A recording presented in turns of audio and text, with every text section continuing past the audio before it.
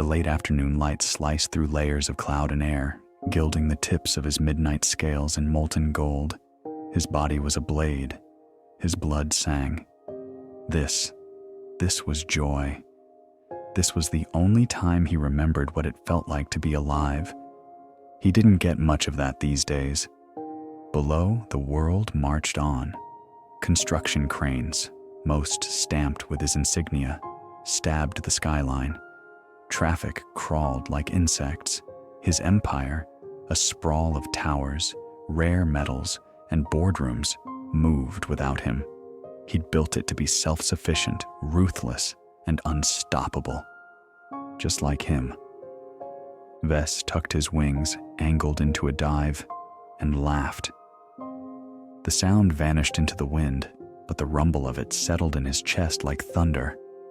He looped beneath a low bank of clouds, then flared again, catching the updraft. You were born for this, the dragon in him murmured, old and deep and always watching. Not the suits, not the numbers. But the truth was, Ves had stopped listening to the dragon a long time ago. Not completely, never completely, but enough to keep the fire contained. Enough to pretend that the endless waiting didn't ache, because he was waiting. A century ago, he might have called it fate, destiny, the ancient soul bond whispered in the oldest dragon songs. But now he just called it silence. He'd felt the tug once, years ago, just a flicker, a brush of something that hummed and sparked like lightning under his skin.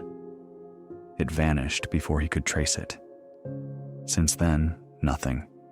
He'd hunted for his mate in every city, every gala, every quarterly meeting and product launch, across continents, across plains. Gone, or never found, or, worse, already lost. In his 2 centuries of conquering, building, ruling, nothing had ever felt as hollow as this waiting. A part of him, a cold, tired part, was ready to stop hoping. Ves banked again, letting the curve of his body carry him toward the distant hills beyond the city. Nestled deep in the woods, the academy's slate rooftops and sprawling wings lay like a sleepy beast. Old magic clung to the stones that needed an upgrade, which was why he was commissioned by the Stonebrook family, the Academy's biggest donors, to build a new wing and patch up a few others. Most CEOs he knew wouldn't get their hands dirty. And like them, he almost never stepped in personally on builds like this. That's what project leads and liaisons were for. But something about the grounds had called to him from the moment he had stepped foot on them to examine the site. A tremor beneath the earth, a whisper in old stone. He'd told himself it might be a hidden artifact, something ancient tucked away, perhaps drawn to the dragon in his blood. If he found something of value, he wouldn't keep it. He never did. The thrill was always in uncovering the thing no one else could see. That rarest glint of treasure just before it was claimed. His wings flared once, catching the thermals. He slowed his descent, scanning the grounds. Yes, something stirred below. And whatever it was, he couldn't wait to discover it. Chapter 1. The Tour. Headmistress Buffer clung to his arm like a poisonous vine. Short, with wispy brown hair curled in girlish ringlets around her pinched, pixie-like features, she had the stature of a fairy godmother, but the eyes of a debt collector. Her face, lined like a road map, marked her as older than him by a century or two. Ves resisted the urge to shake her off. Barely. This way, Mr. Virilage. She chirped, guiding him toward the west corridor with a smile so tight it looked carved in place. I think you'll be very impressed with our junior development wing. We're incredibly proud of our hybrid enrichment program. The hum in his throat could have passed for agreement. It had been that way since he touched down and shimmered into his human form that morning. Fawning voices that greeted him in the staff lounge. Whispered names, widened eyes, subtle scent shifts. Females, mostly Shifter and one blonde bombshell of a human, eyed him like he was the biggest bull at a county fair. It was always the same, and with human women, it was always worse. They looked at him like he was a rung on the ladder. Wealth, status, legacy, all wrapped up in a 6'4" dragon-shaped gift box. He had no time, no interest, and definitely no patience. He'd lived through years, decades of attention. He'd survived duchesses, heiresses, socialites, reporters, and clingy social climbers who thought they could seduce their way into legend. Now, he barely noticed. Except when he did. Like today. Because Headmistress Buffer had insisted on giving him the grand tour herself. She latched onto him the second he'd arrived and hadn't stopped talking since. He didn't care about her programs or her academy-wide spell safety protocols. He didn't want to meet the staff, and he sure as hell didn't need to be paraded past the line of teachers peeking from doorways and pretending they weren't whispering about his, wingspan. I know it's not in your official scope, Buffer was saying, her voice falsely casual as they turned another corner. but I would be thrilled if you'd consider a small talk at next month's fundraising dinner. Just 5 minutes. Nothing major. No. His voice was flat. Final. She blinked, recovering quickly. Perhaps just a brief. No. She had the good sense to drop it, though her fingers squeezed tighter around his arm.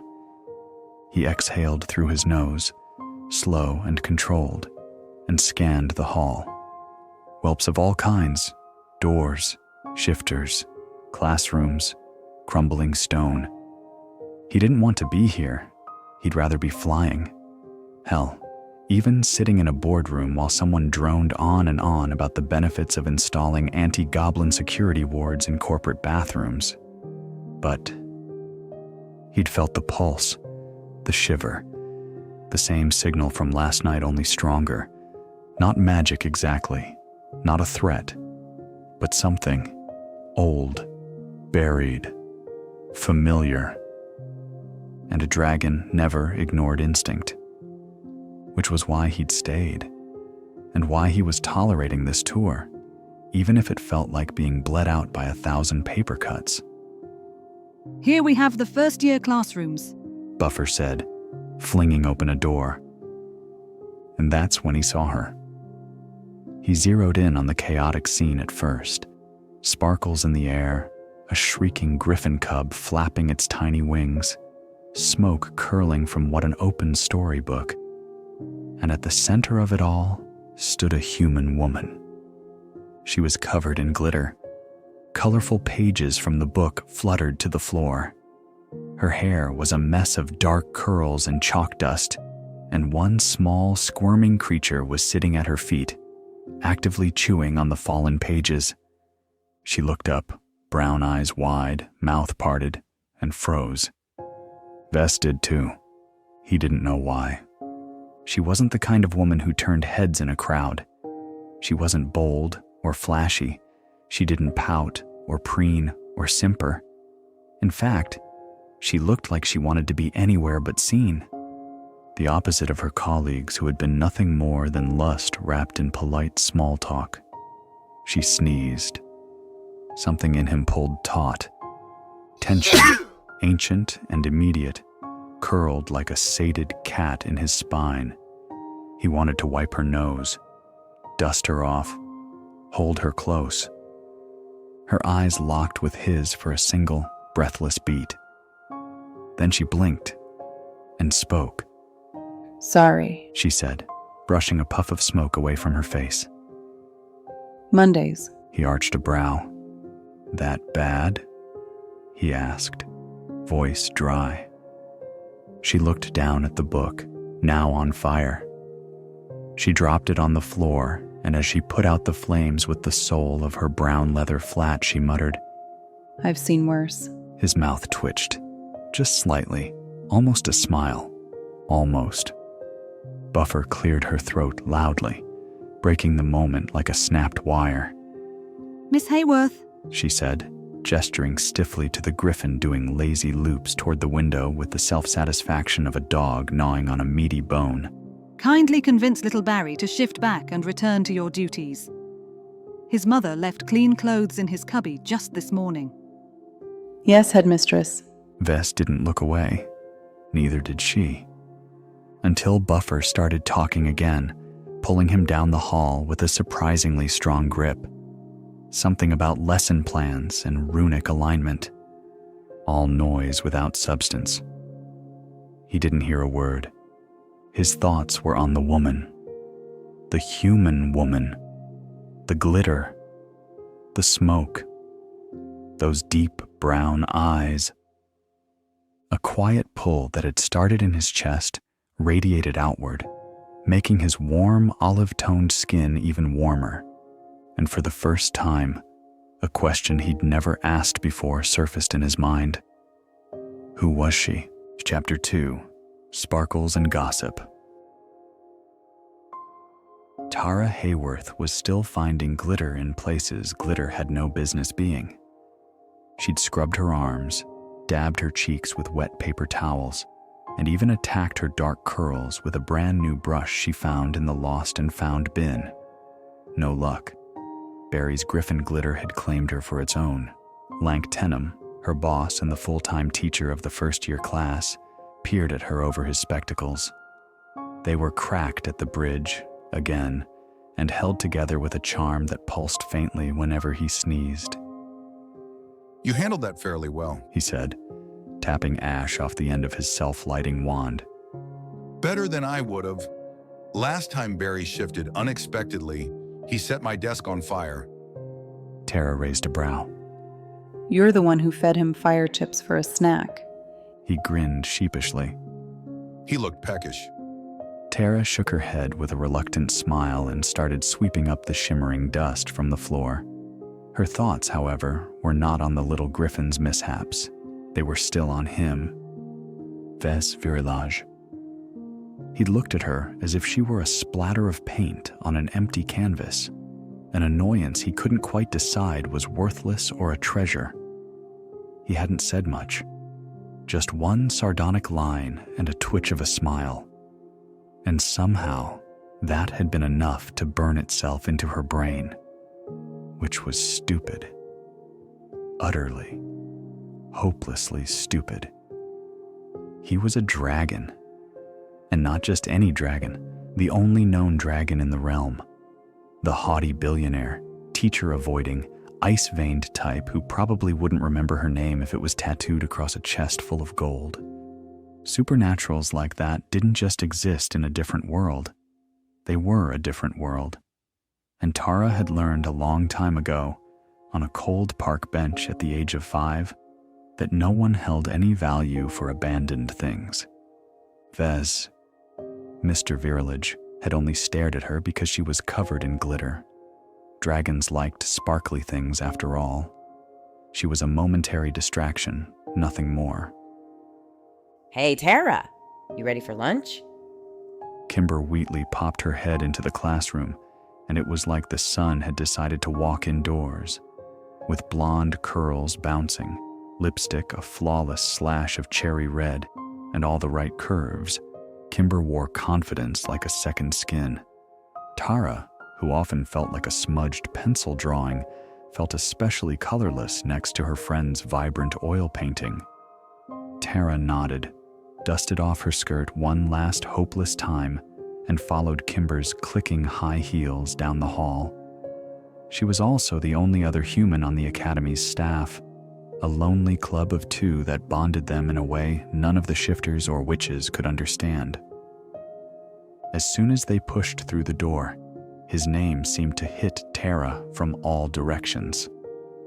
Tall as the ceiling, I swear. One teacher whispered near the coffee machine that sputtered thick sludge 1 out of every 4 cups. Clutching her sandwich like a shield, Tara made a beeline for her usual corner table and sank into the chair that was tucked away from the main flow of traffic. The tense knot in her shoulders loosened just a fraction. She was out of the line of fire. If she kept quiet, she could almost pretend to be invisible. As usual. From her vantage point, she watched the other teachers huddled together. Their eyes were bright, their faces flushed, and their gestures animated.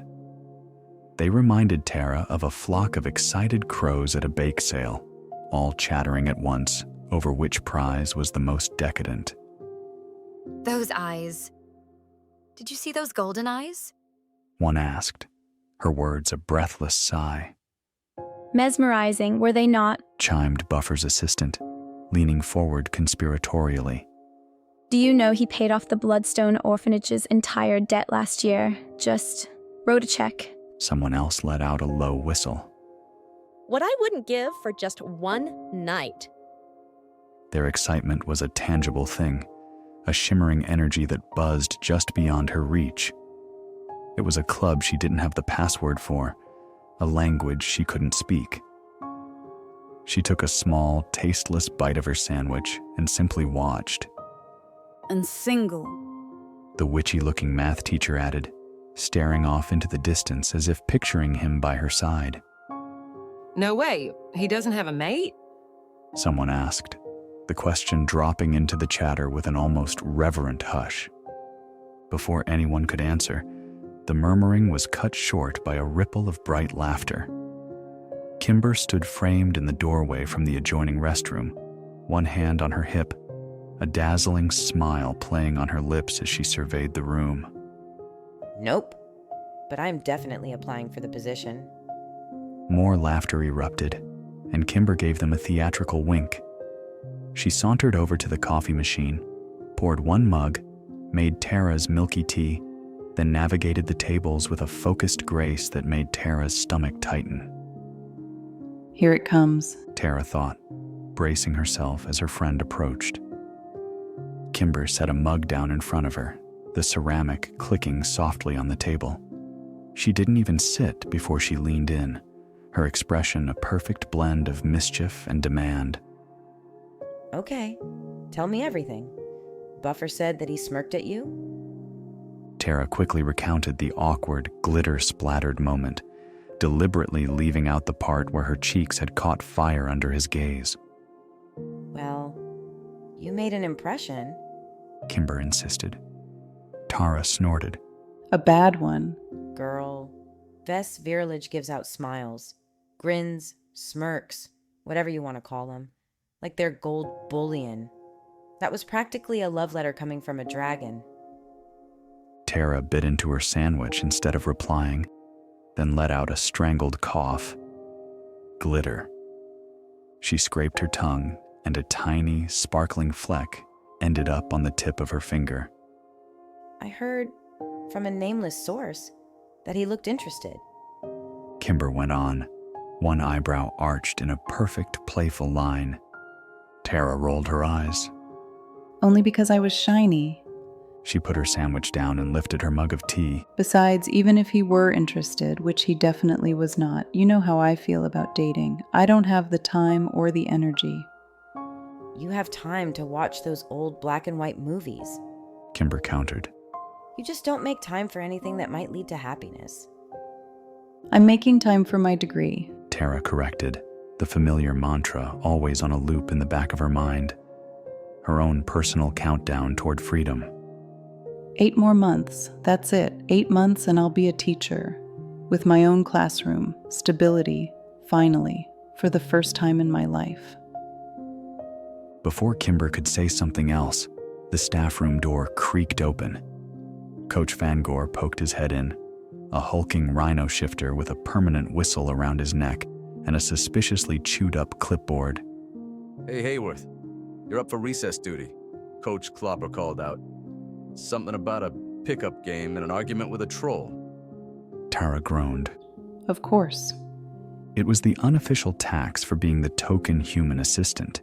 She was the lowest rung on the supernatural ladder, which meant all the truly fun jobs, lunchroom mop duty, restocking the bathrooms, and now recess, were hers.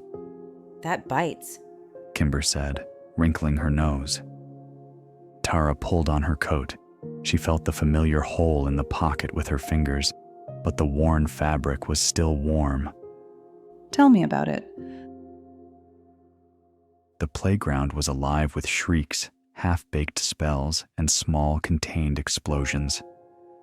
Tara crouched beside a little witch and warlock mid-argument, one with twitching ears and the other whose hair stood on end from a misfired static charm. She smoothed the conflict with a soothing voice that did wonders to de-escalate the situation. Use your words, she said gently. Not your spells. She stood as the two shook hands, looked at each other, then ran off laughing. A flicker of motion to her right made her turn, and a vast shadow swept over the ground, stealing the sun for a second before it vanished. Ves. Wings flared, rising into the sky, his midnight form slicing through the air with breathtaking power and grace. He was leaving, but for one heartbeat, just one. As he banked against the wind, his silhouette turned. It felt like he was looking back, right at her.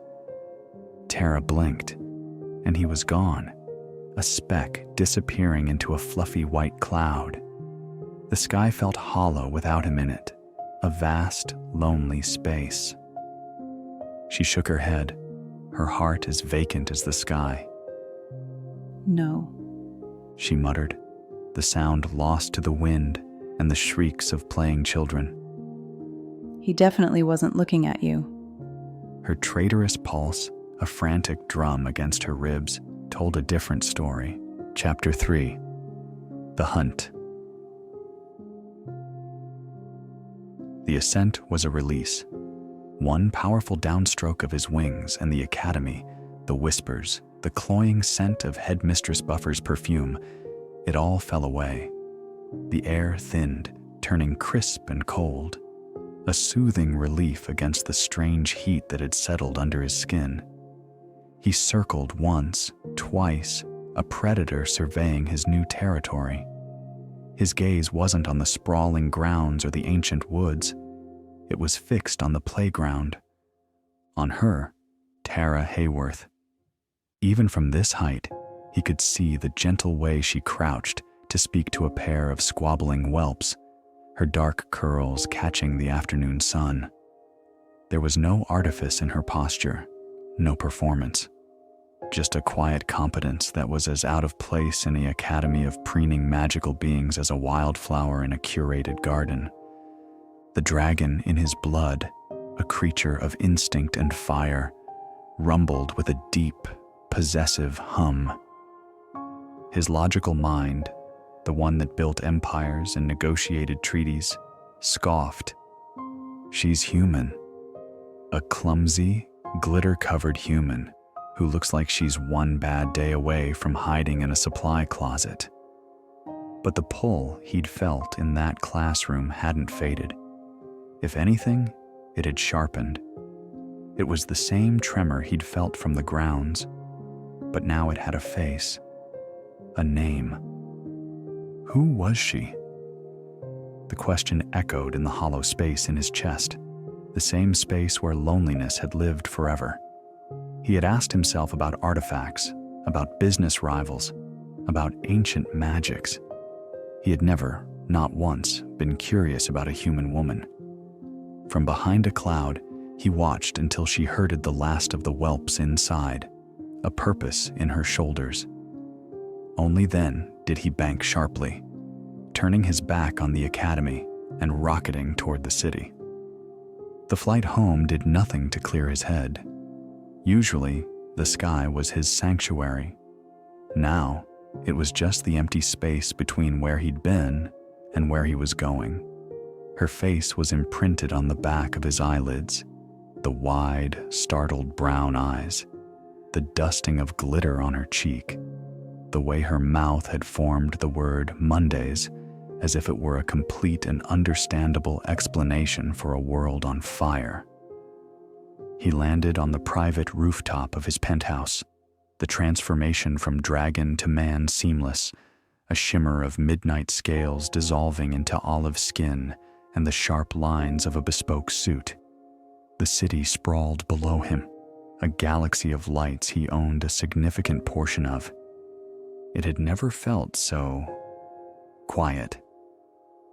He stalked inside. His shoes were towed off, his socks peeled away before the door had even clicked shut. The cool marble floor met his bare feet as he moved with singular purpose, ignoring the floor-to-ceiling windows and the priceless art. The entire sterile perfection of the home, built for one, was nothing but an obstacle between him and his desk.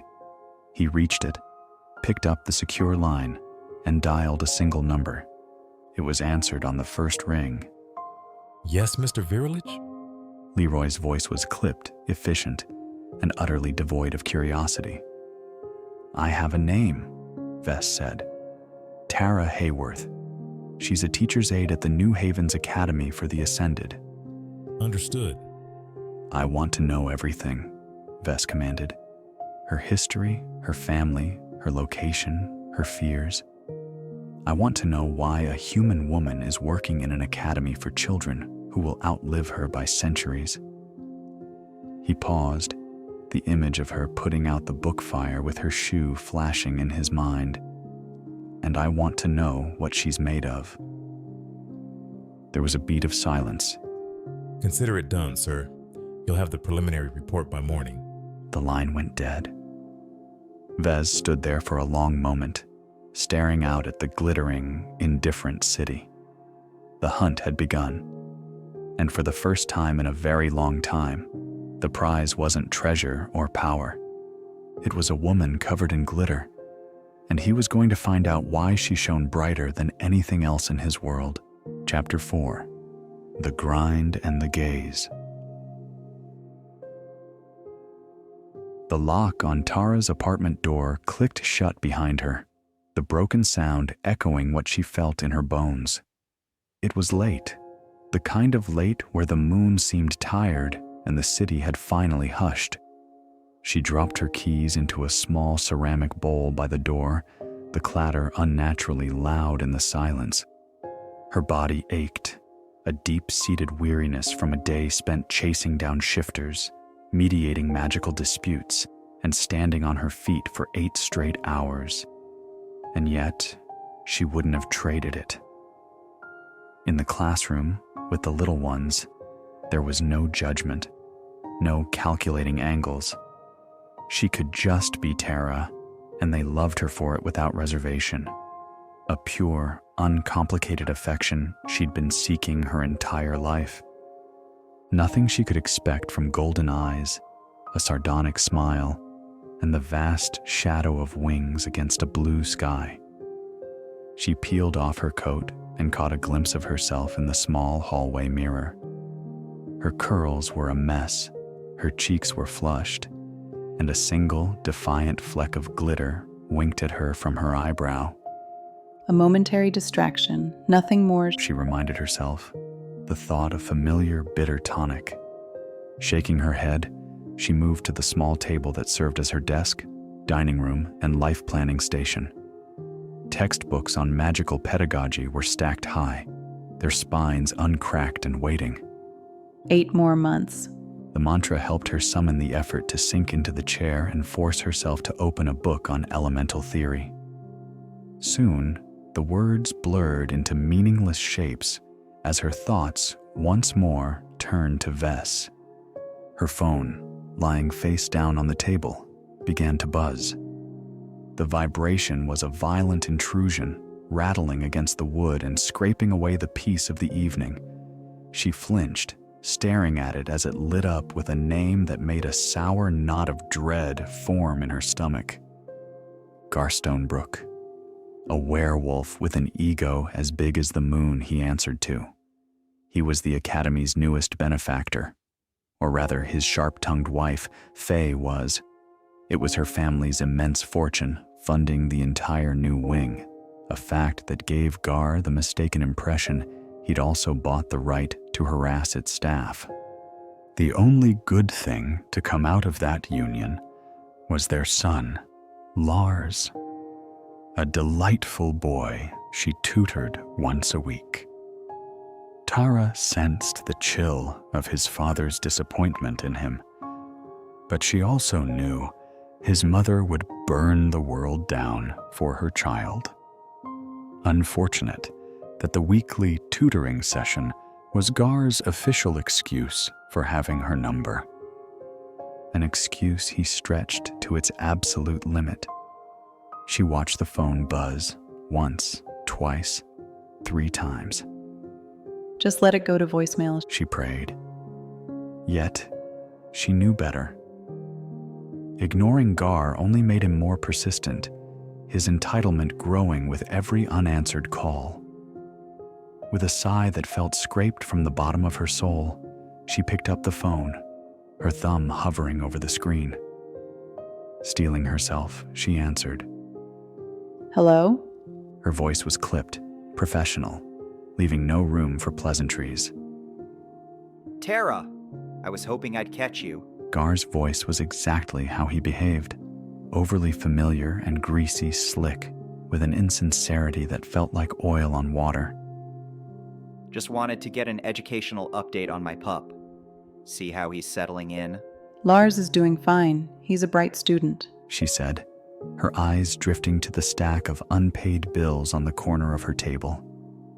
The Stonebrooks paid generously for the tutoring, and her salary from the academy was more than fair, but even combined, the income had barely made a dent in the mountain of her foster mother's medical expenses. Good. Glad to hear it. A slight pause. You know, I was thinking, all this talk over the phone is so impersonal. You and I could get a real drink, discuss his progress somewhere. Private. The word hung in the air, weighted and ugly. Tara's mind raced, scrambling for an excuse. I have to study. I'm coming down with dragonpox. My apartment is on fire. Before she could land on a believable lie, a woman's voice cut through the background on his end, sharp and laced with irritation. Gar, who are you talking to at this hour? The familiar, steady sound of Faye Stonebrook's voice cut through the panic. A wave of pure relief washed over Tara, so potent her shoulders slumped. Faye had unknowingly thrown her a lifeline, and she grabbed on with everything she had. Sounds like you're busy, Mr. Stonebrook, she said, cutting him off before he could protest. We can talk about Lars during academy hours. Good night. Her thumb stabbed the red-end call icon on the screen with satisfying force. The silence that rushed back in wasn't empty. It was a sanctuary. She leaned her head back, closing her eyes and savoring the feeling of being utterly, blessedly alone.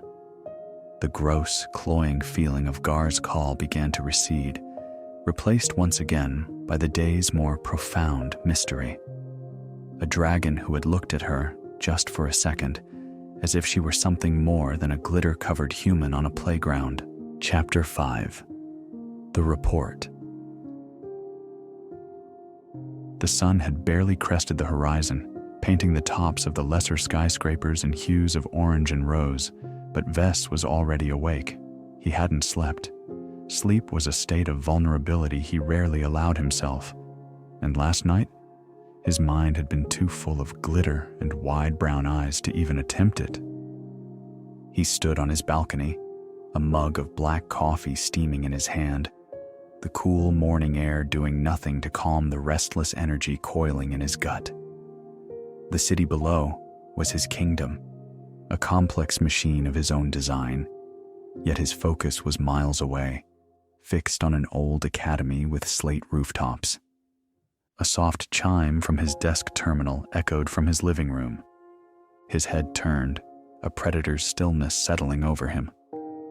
The report had arrived. He set the mug down on a table and moved inside, the sterile perfection of his home feeling more like a cage than ever.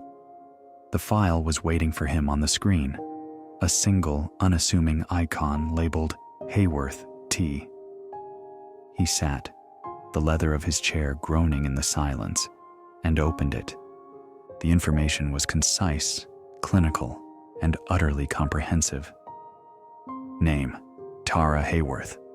Age: 26 species, human, non-magical status, orphan, abandoned by parents on a park bench, entered foster care system at age 5, raised by a single foster mother, Vivian Vance, until her passing at age 68.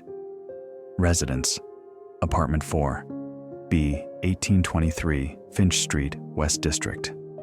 Occupation: Teacher's aide, New Haven's Academy for the Ascended. Education: currently enrolled in online master's degree program for early shifter education. Expected graduation: 8 months. Ves's eyes narrowed on the word orphan, abandoned. The word resonated with the hollow space in his own chest, a different kind of abandonment, but a familiar ache nonetheless.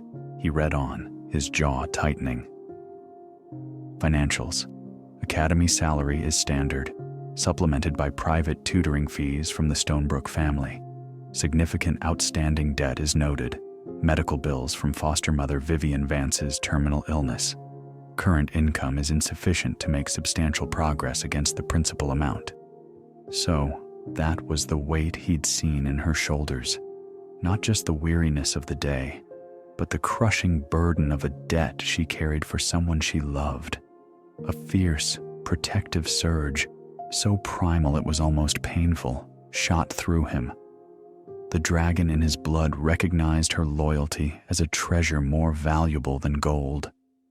She didn't run from the burden, she carried it. His gaze flickered to the next section. Known associates. Primary social contact is Kimber Wheatley, human colleague. No significant romantic history. No criminal record. Clean. Then he saw the final addendum, a log of recent communications flagged by his security analyst. Note: subject receives frequent, unsolicited calls from one Gar Stonebrook, werewolf, beta in the Golden Dawn pack. Calls are often late evening, and conversations initiated by the subject are consistently brief. Analysis suggests harassment. The name hit him like a physical blow.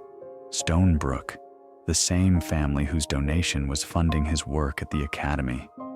A deep growl rumbled in Ves's chest, a sound that wasn't human. A lesser predator, a common wolf, was circling his. He stopped the thought, his knuckles white as he gripped the edge of his desk. His. The possessiveness of the word was absolute, an instinct that bypassed all logic. He now understood. She was a woman trapped by debt, by duty, and by the unwanted attentions of a pathetic cur. She was hiding in plain sight, trying to build a small, stable life for herself against overwhelming odds. His first instinct was to erase her problems. A single wire transfer could clear the debt. A single call could end Stonebrook's status, his reputation, and his delusions of grandeur. But he knew, with a certainty that surprised him, that she would hate it. She was proud. He'd seen it in the way she'd stood unbroken during the pandemonium of her classroom. A handout would be just another cage. No, if he was going to get close to her, it couldn't be as a billionaire descending from on high. It had to be on her terms, in her world. He stood and walked back to the balcony, his mind a whirlwind of strategy. The construction project. It was the perfect excuse. Most CEOs would delegate, but his personal involvement would now seem diligent, thorough. It would give him a reason to be on campus, to walk the halls, to observe, to be near her. He picked up his scry phone, his thumb scrolling past his usual contacts until he found the number he needed.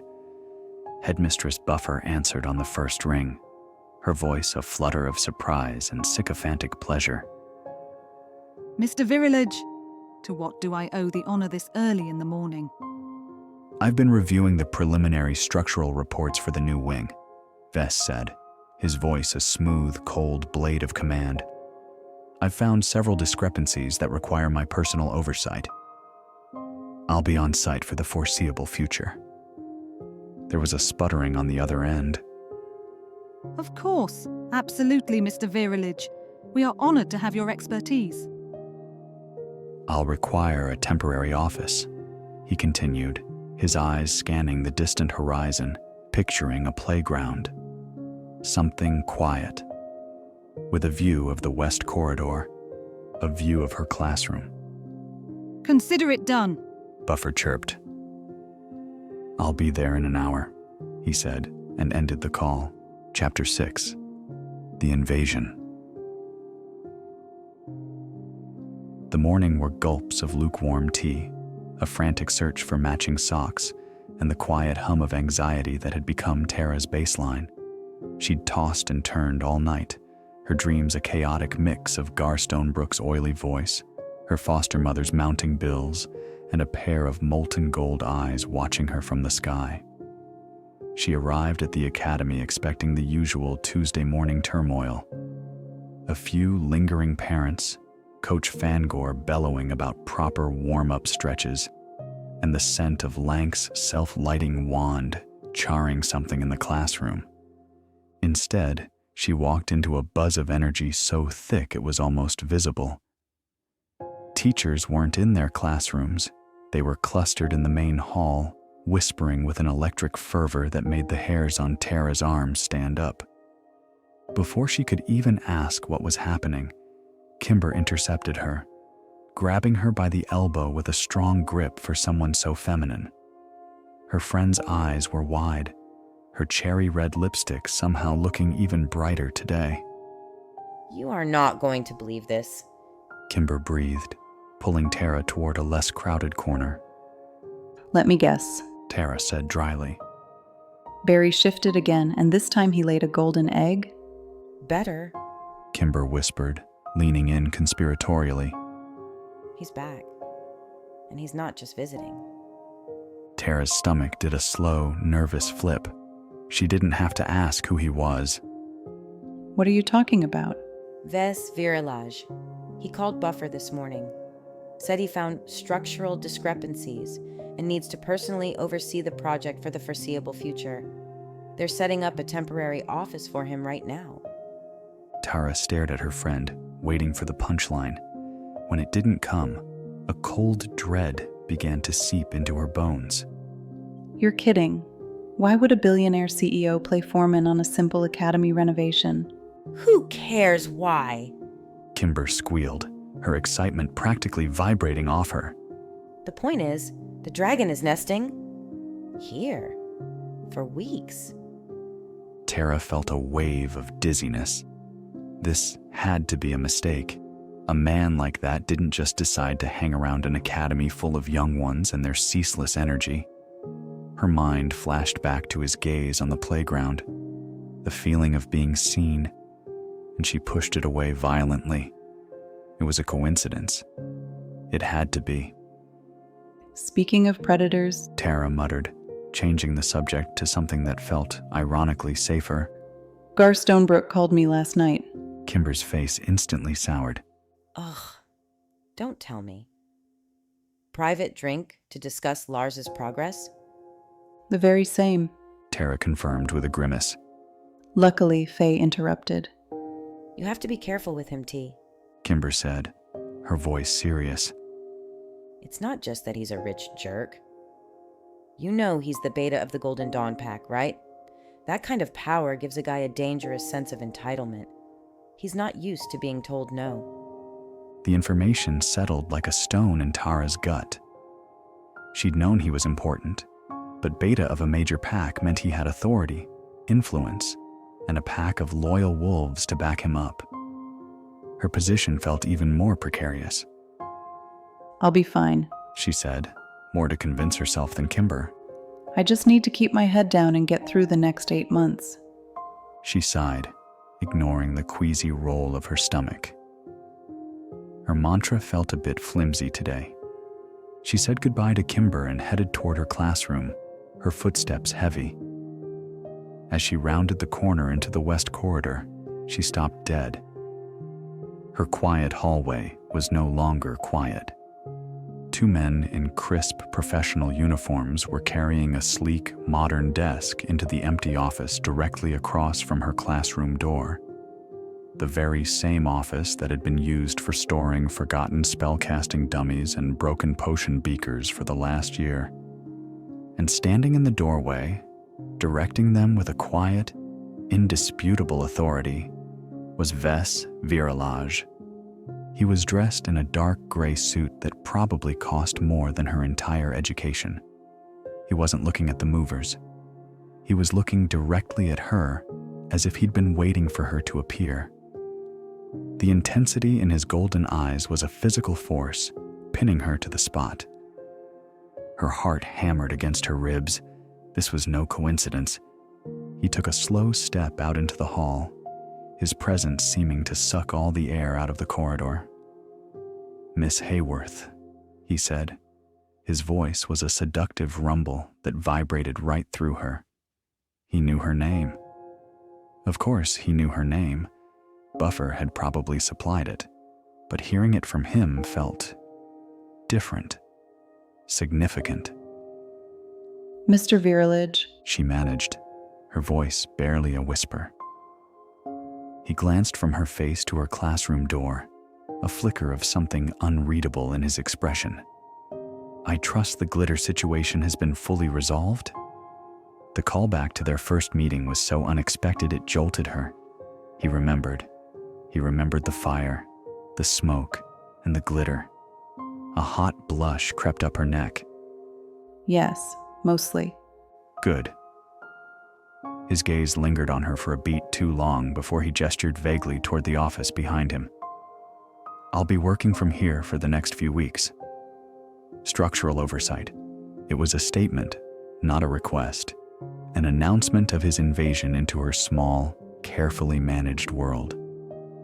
Okay, she squeaked out, feeling like a mouse staring up at a hawk.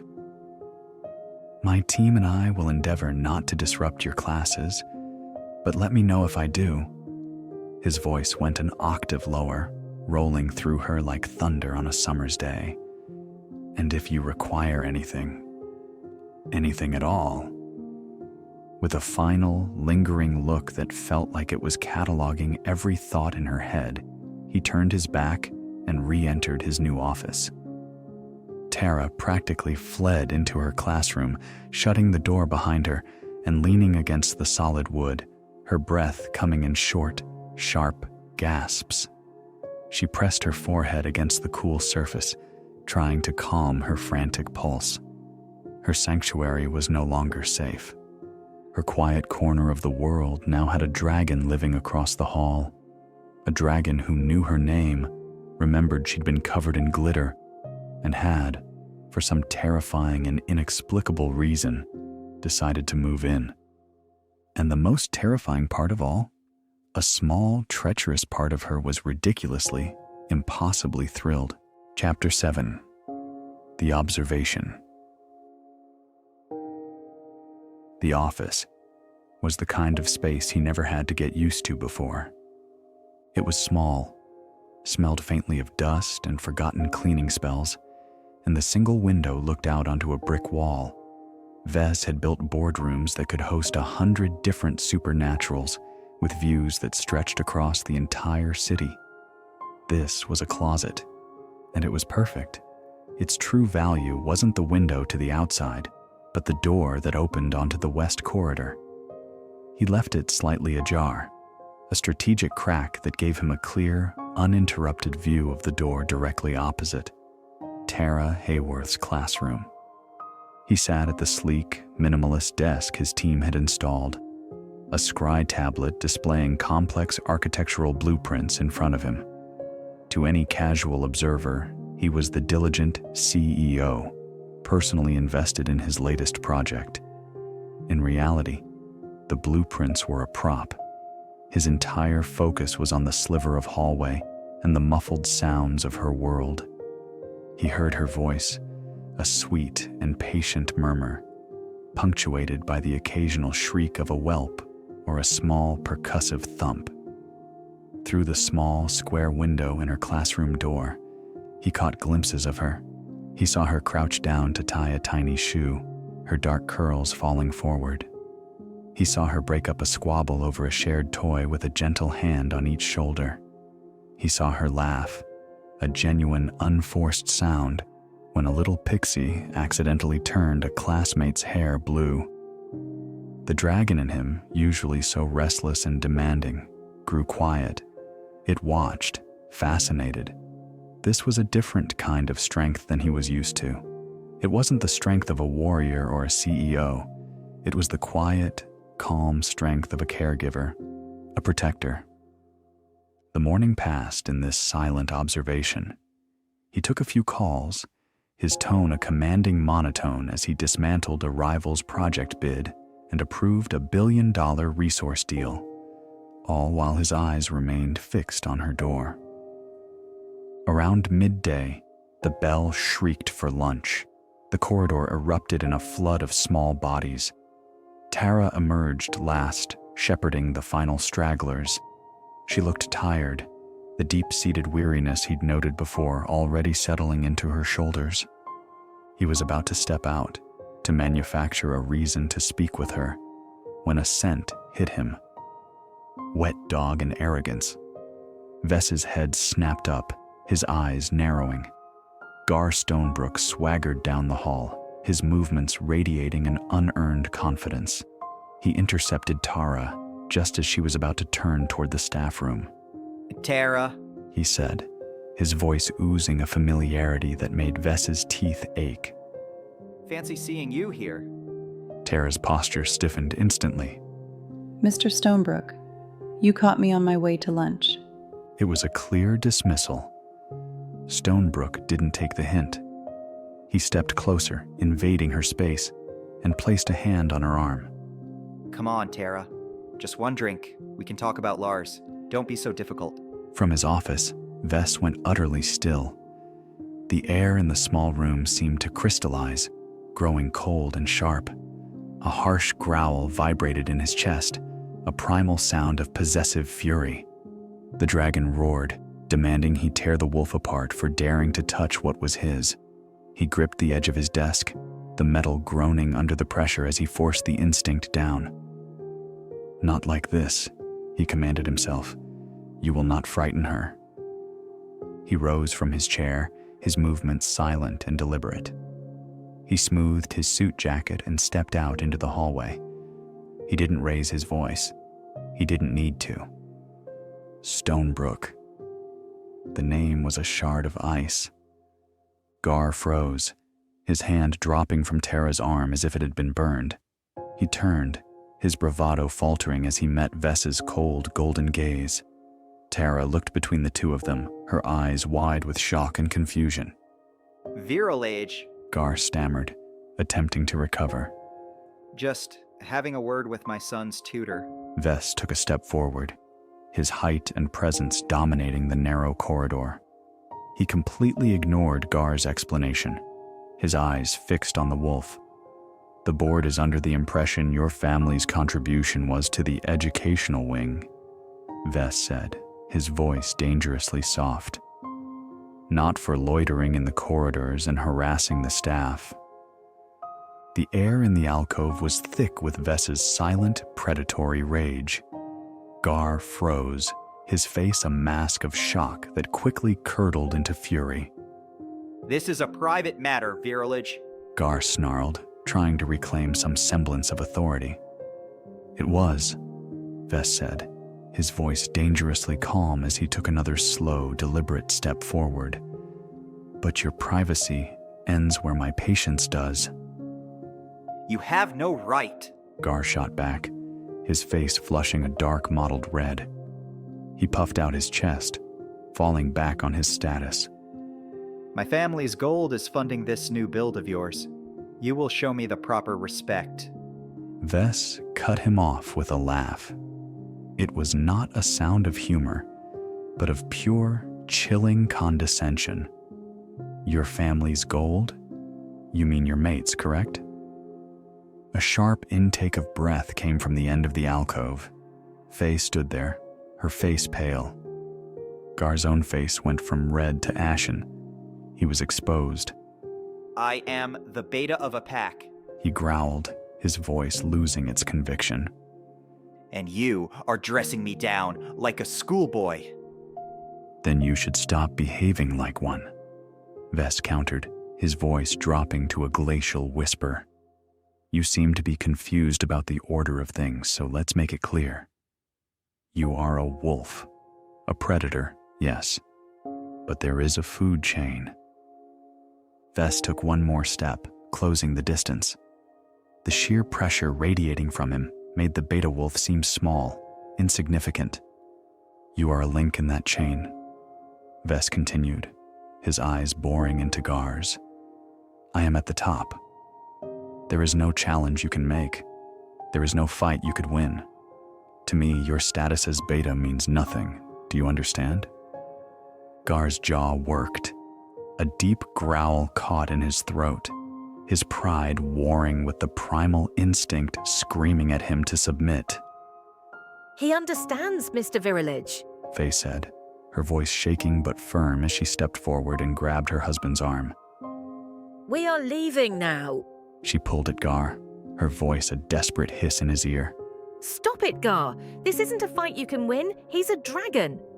Gar flinched at the word, the last of his bluster dissipating, leaving only the stark, raw terror of a lesser predator facing its apex.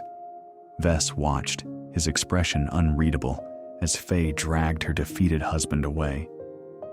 The hallway fell into a charged silence.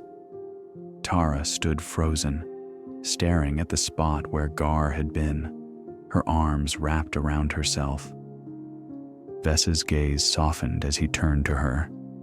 The cold fury he directed at the wolf vanished, replaced by a quiet concern that felt foreign and yet perfectly natural.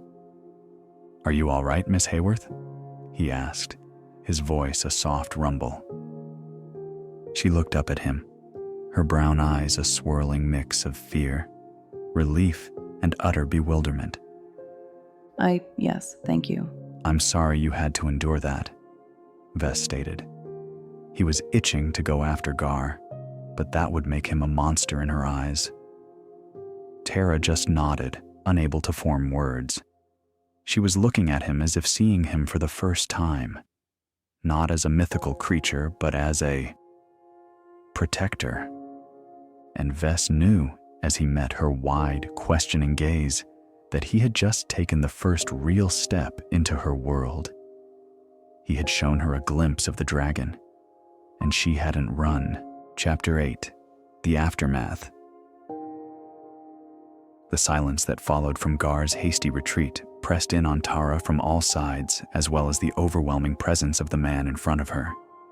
Ves Virilage hadn't just spoken to a bully. He had wielded power like a physical weapon, and she had been standing in the epicenter of the blast. He won't bother you again, he stated, the finality in his tone sending a shiver down her spine. It was the calm certainty of a predator who had just marked his territory. Tara's mind spun. Why? Why would a man who commanded empires care about a werewolf harassing a teacher's aide? The disparity was too vast to comprehend. It made no sense. Unless he was protecting his investment, a cynical part of her brain supplied.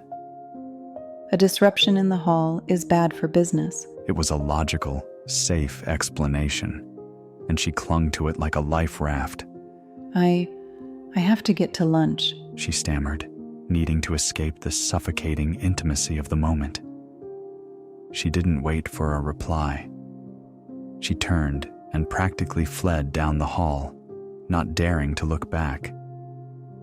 When she pushed through the door to the staff room, she must have looked as rattled as she felt. Kimber, who was mid-bite into a salad, took one look at her and put her fork down. Whoa. You look like you just saw a dragon. Kimber's attempt at a joke was eerily close to the truth. Tara sank into the chair opposite her friend, her hands trembling slightly as she unwrapped her sandwich. Something like that. She recounted the entire incident in a rushed whisper. Gar's advance, the hand on her arm, and then Ves's sudden and welcomed intervention. Kimber's eyes grew wider with every word. When Tara finished, her friend was silent for a moment, a slow, dazzling smile spreading across her face. Biscuits and gravy, sugar. Kimber breathed, her voice full of awe. The dragon just defended your honor. No, he didn't. Tara said quickly, shaking her head. He was just asserting his authority.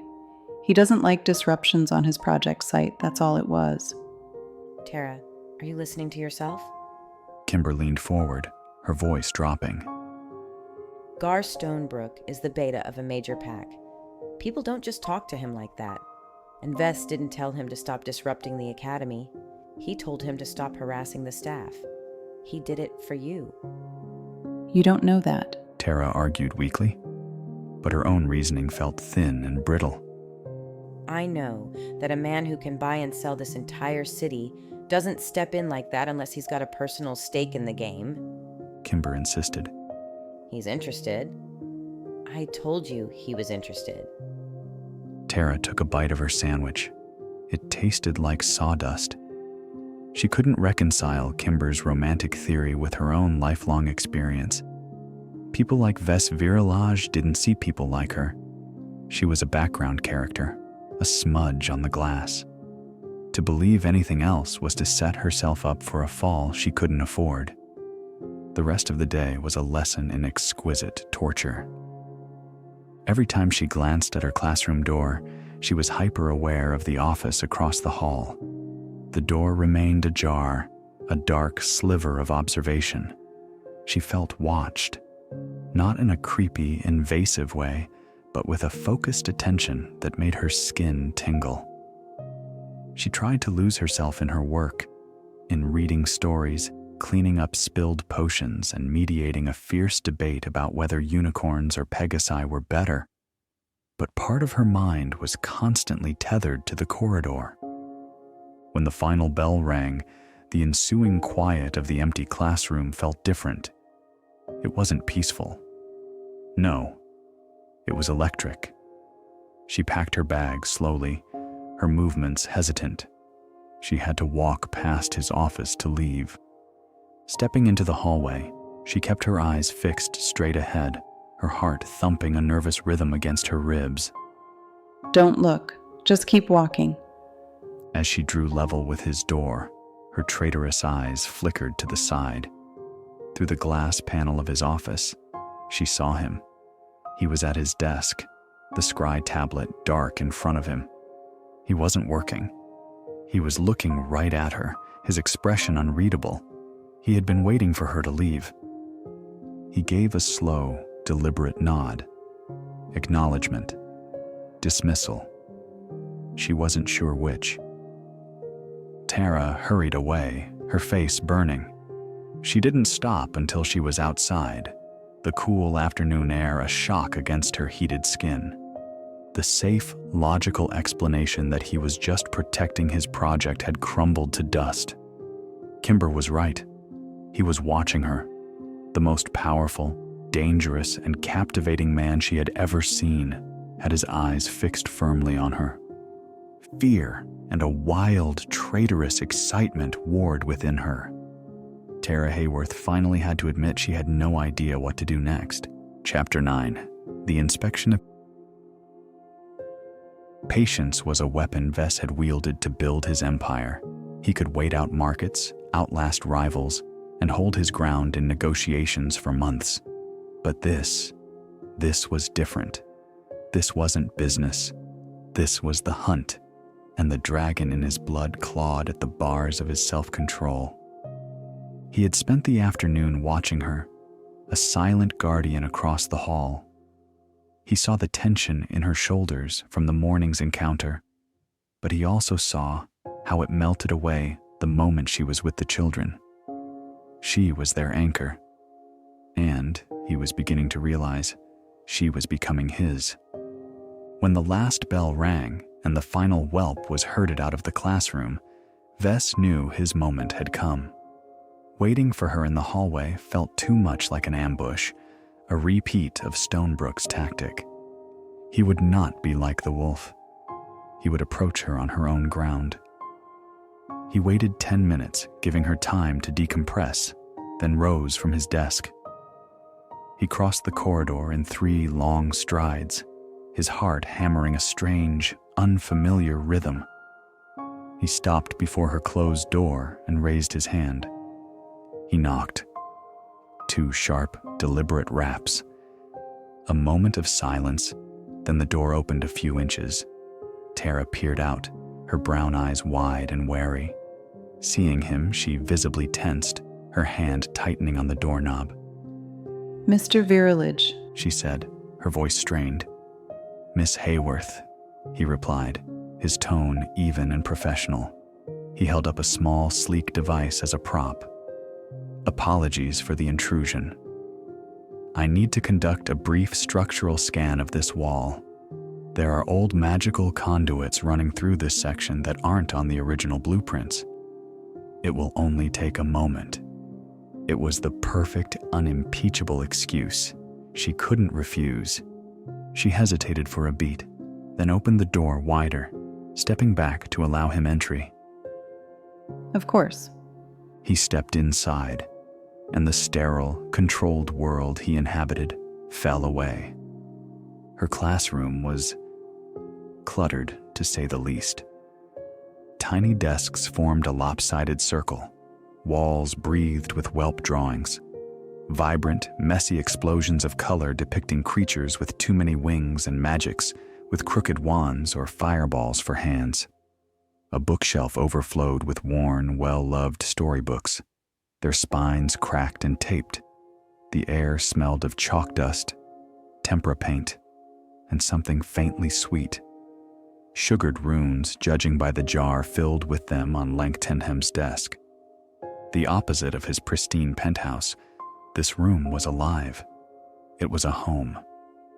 He moved to the wall, running the detection pad over it in a slow, deliberate motion. The device was inert, but it gave him a reason to be there, a reason to observe. These big brown eyes were on him, her nervous energy a boulder pressing on his shoulder blades. Ves turned his head slightly, not looking at her directly. "Do you enjoy it?" he asked, the question slipping out, unplanned. "Teaching the little ones?" Her eyes flared wide. Yes, she said, her voice quiet but firm. It is good, honest in a way. He lowered the pad, turning to face her fully. She stood by her desk, her bag clutched in front of her like a shield. "Honest?" They're young, she explained, a flicker of passion warming her expression. They don't have hidden agendas. They feel what they feel. If they're happy, they shriek with laughter. If they're sad, they cry. If they accidentally set a book on fire. A tiny, self-deprecating smile touched her lips. Well, you've seen that. His own mouth twitched in response. Mondays, he recalled. Exactly. His gaze drifted from her face to the drawings plastered on the wall behind her. He saw one that made him pause. It was a crayon rendering of a woman with a wild storm of dark hair and a big smile, surrounded by a dozen misshapen, colorful creatures. Scrawled at the bottom in shaky letters was the name T-A-R-A. He took a step closer to it, his voice dropping. "They see you as their queen." Tara followed his gaze to the drawing, and a faint blush colored her cheeks. They just see me as the person who has the snacks and cleans up the glitter. "No," Ves said, turning his eyes back to her. The intensity was back, full force. "They see the person who makes them feel safe. The calm in the bustle of their day. The air crackled between them. He had crossed a line, moving from professional observation to deeply personal commentary. He was no longer a CEO inspecting a wall. He was a man seeing a woman, truly seeing her, and telling her what he saw. She stared at him, her lips parted, her shield-like bag forgotten at her side. The wariness in her eyes was being replaced by a dawning, fearful wonder. He had said enough, for now. "My inspection is complete," he said, his voice returning to its formal cadence. He took a step back toward the door, creating space between them once more. "The conduits are stable. Thank you for your time, Miss Heyworth." He gave her one last lingering look, memorizing the flush on her cheeks and the confusion in her eyes. Then he turned and walked out, leaving her alone in the colorful, messy room that was so perfectly hers. His dragon was purring. He had not only entered her territory, he had been invited in. And he had left his mark not with power or intimidation, but with a single, honest observation. Chapter 10, The Silent Language.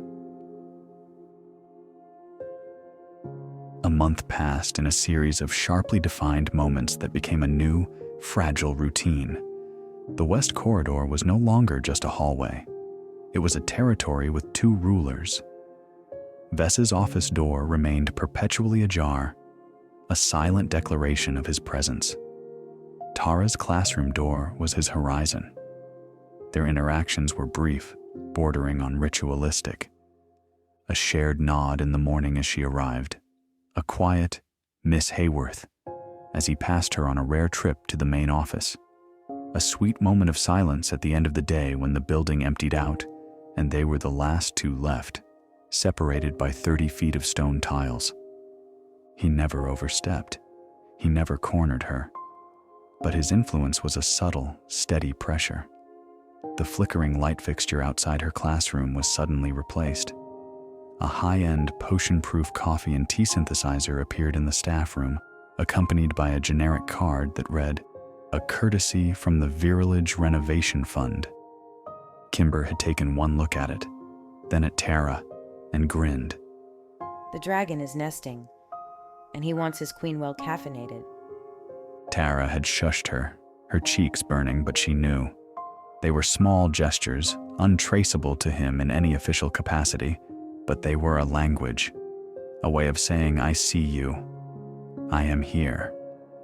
The one thing he didn't see, because she was careful to hide it, was Gar. With Ves's constant, looming presence, Gar's tactics had changed. The overt harassment stopped, replaced by a campaign of 1,000 tiny cuts. He'd appear during tutoring sessions with Lars, ostensibly to check on his son, but he'd stand too close to Tara, his tone set in an arrogant sneer as he commented on her tutoring methods. Sure, he managed to bring his marks up from a 5 to an 8, but that is far from a 10. Twice, he'd accidentally bumped into her in a hallway away from Ves's line of sight, once hard enough that she'd stumbled, her books scattering across the floor. He hadn't apologized, just smirked down at her before striding away. It was petty, childish, and deeply unsettling. Each time it happened, a hot spike of anger and fear went through her, and each time, the thought of telling Ves crossed her mind, only to be immediately and violently shoved aside. Her reasons were a tangled knot of pride and fear. To tell Ves would be to admit defeat. It would be admitting she couldn't handle her own problems, a confirmation of the weakness she'd fought her entire life to conceal. More than that, she was terrified of his reaction. She had seen the cold, absolute power he'd wielded to dismiss Gar before. That was just a warning shot. To officially report Gar's behavior felt like handing a loaded cannon to a man who wanted an excuse to fire it. She didn't want Gar hurt or his life ruined, no matter how much of a menace he was. He was Lars's father, after all. But the deepest reason, the one she barely admitted to herself, was that she wanted to protect the fragile, impossible thing growing between her and Ves. Their silent nods, the fixed light, the ghost of a smile they sometimes shared, was a world apart from the ugliness of Gar Stonebrook and her stack of medical bills. To bring that darkness into their quiet space felt like it would shatter the spell completely. One rainy Friday afternoon, the spell felt particularly strong. The academy was empty, the sound of the downpour a soothing drum against the windows. Tara was wiping down her desk when she saw movement. Ves was standing in her open doorway, not with a device or an excuse, but just watching her. "Long week, Miss Heyworth?" he asked, his voice a soothing rumble that matched the pattering rain outside. "They're all long weeks, Mr. Virilage," she replied, offering a small, tired smile. He stepped just inside the room, leaning a shoulder against the doorframe. He looked different out of his suit jacket, his white shirt sleeves rolled up to his strong forearms. "Your studies," he said. "You're in your final year, correct?" She was surprised. "Yes, for my mastery in early shifter education." "A difficult field," he noted, "requires a unique blend of patience and magical theory." "It's what I'm good at," she said simply. He was quiet for a moment, his golden eyes searching her face. "Yes," he said softly. "It is." She felt that familiar blush creep up her neck. She turned to grab her bag from the floor, hoping to hide her reaction. As she reached, her sleeve slid down slightly, revealing a dark, ugly bruise on her forearm from where Gar had bumped into her 2 days prior. She saw his eyes lock onto it. The air in the room changed instantly. The warmth vanished, replaced by a sudden, chilling stillness. The dragon had surfaced. "What happened to your arm?" His voice was flat, devoid of all emotion, which was somehow more terrifying than rage. Panic seized her. This was it. The moment the two worlds collided, she yanked her sleeve down, her heart hammering. "Oh, it's nothing. I'm clumsy," she said, forcing a laugh that sounded brittle and fake even to her own ears. "Walked right into a desk yesterday like an idiot." It was a pathetic lie, and they both knew it. Ves didn't move from the doorway. He didn't challenge her story. He just watched her, his gaze sharp enough to see through her flimsy lie. Shame rolled like a cold stone in her stomach. After a long, tense silence, he pushed off the doorframe. He took a single step toward her, his proximity making her breath catch. He didn't look at her arm again. He looked directly into her eyes. "Be careful, Tara," he said, her name, from his mouth. He'd never said it before, not once. It landed on her skin like a smoking coal, slow and burning. Without another word, he turned and walked back to his office, leaving her standing in the middle of her classroom, the sound of the rain no longer comforting but ominous. The lie was still there, thick and heavy, lodged in the silence he'd left behind. She'd done that. She'd broken whatever had been growing between them. With one choice, one lie, and she had no idea how to fix it. Chapter 11, The Dragon's Calculus. The moment he saw the bruise, a primal, white-hot rage ignited in Ves's soul. It was the ancient, possessive fury of the dragon, an instinct that screamed to find the one responsible and incinerate them until not even ash remained. The dark purple-blue stain on her pale skin was an insult, a desecration. He knew with a certainty that went bone deep that it was not from a desk. It was the shape of a hand, a large one. Gar Stonebrook. The name was a curse in his mind. He had warned the wolf. He had established the boundary. And the cur had dared to cross it, thinking himself clever by doing it in the shadows. When she lied to him, the rage didn't lessen. It sharpened. It focused. The lie wasn't an insult to his intelligence. It was a shield. She was protecting the wolf from Ves's wrath. Or more accurately, she was protecting Ves from what she imagined his wrath would be.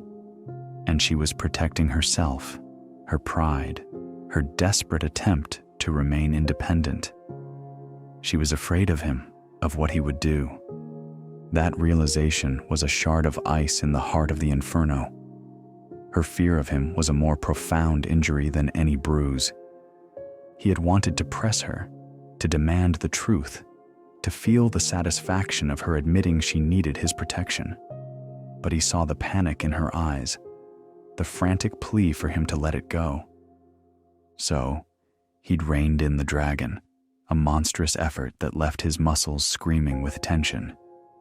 He warned her, using her name for the first time as a deliberate, calculated strike. It was a claim, a brand of ownership she couldn't mistake, a promise that his protection was absolute. He returned to his office and sat behind his desk, not looking at the blueprints or his scry tablet.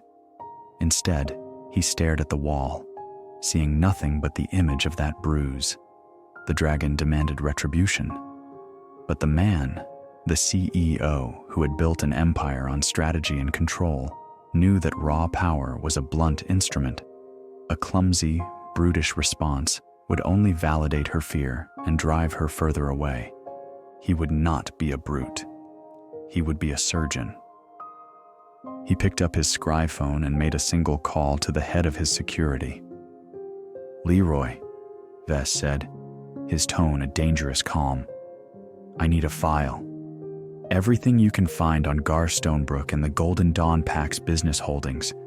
I want financials, contracts, pending deals, known associates, and any regulatory skeletons. I want to know where every single gold coin is buried. I want it by morning." There was no question from Leroy, a man who had worked for Ves for 20 years and knew the sound of impending annihilation. "It will be on your desk." Next, he sent a text to the head of the Academy board, a man whose political campaign Ves had discreetly funded. An update on the renovation. "I'm concerned about non-essential personnel loitering on Academy grounds during operational hours, specifically Gar Stonebrook. Please ensure the campus remains a secure and professional environment for the staff. My project's timeline depends on it." It was corporate speak for "get him out." The message was clear. Gar's access to the Academy was now a liability to a billion-dollar project. Despite the Stonebrook's funding, phase funding, the board would act and act swiftly. As a backup measure, he filed a formal complaint via scry video against Gar Stonebrook for an unprovoked, clandestine attack on a human under his protection with the Covenant Judiciary, the ancient body that governed transgressions between all supernaturals. The arbiter on duty had been clear. An investigation would be opened immediately. Once evidence was gathered and Ves was called to give his formal testimony, Gar Stonebrook would be summoned before them to answer for his crime. And when asked how long that would take, the arbiter's eyes narrowed, his quill pausing mid-scratch. With the weary finality of someone who had heard the same question far too many times, he said, "As long as it takes." The wheels of their justice turned slowly, but they ground exceedingly fine. Finally, he did the one thing the dragon was screaming at him not to do. He waited. He didn't storm back to her classroom. He didn't hunt down the wolf. He sat in the silence of his office as the rain lashed against the window, and he performed the cold, hard calculus of power. Gar Stonebrook was a problem, but he was merely a symptom. The disease was Tara's fear, her poverty, the crushing weight of a world that had taught her she was alone and powerless. He could eliminate Stonebrook with a word, but it wouldn't fix the underlying issues.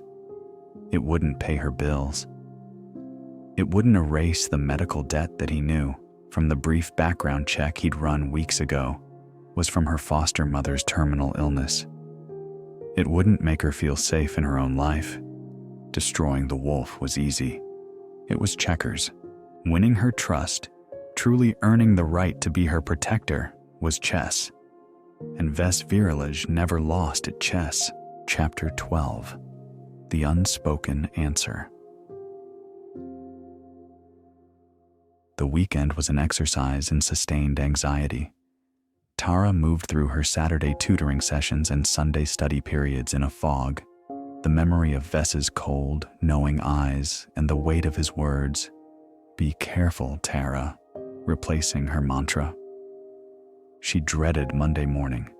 She imagined the corridor would feel like a frozen tundra, his silent anger radiating from across the hall, punishing her for the lie. When she walked into the academy, however, the atmosphere was unchanged. He was in his office, the door ajar. He gave her the same brief, professional nod as always. There was no anger, no coldness. There was just watchfulness. The calm intensity was back, but now it felt different. It felt like the stillness of a predator that has already marked its prey and is simply waiting for the opportune moment. The day passed in a tense quiet. Tara felt as though she were holding her breath. The moment came during her after-academy tutoring session with Lars. They were working on celestial charting, trying to plot the moon's precise gravitational pathway for the coming cycle. Lars, his tongue sticking out in concentration, was struggling with the delicate instruments. His hand that contained more strength than finesse had trouble with the whisper-light touch required for the silver astrolabe. He kept applying too much pressure, smudging the fine charcoal lines on the vellum. The task required patience and a deep, quiet focus, not the explosive energy he was built for. The classroom door swung open without a knock.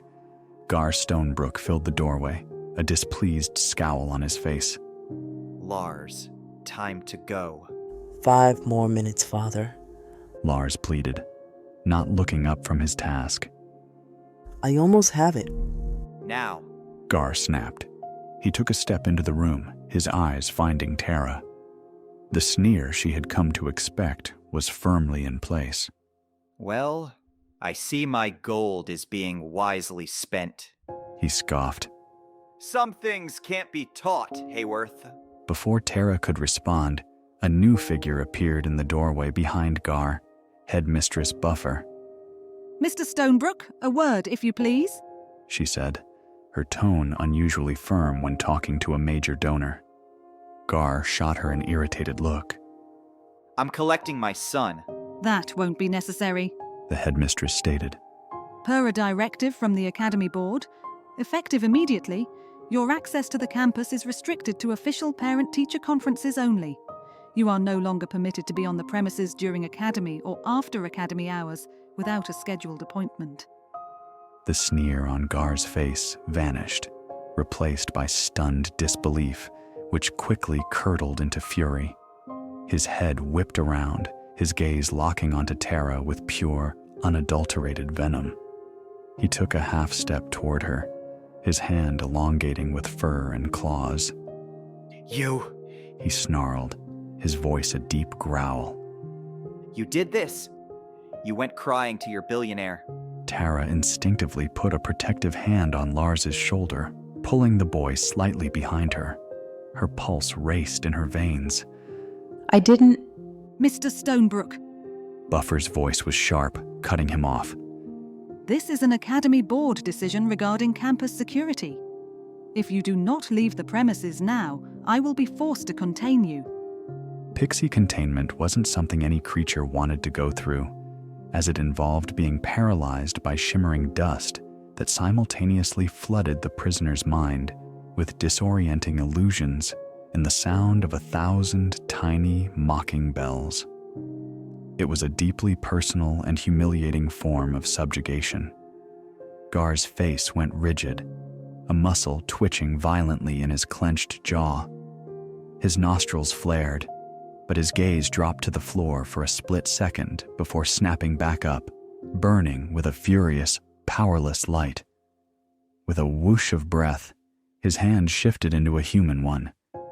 He looked from Buffer to Tara, his eyes promising retribution, then back to his son.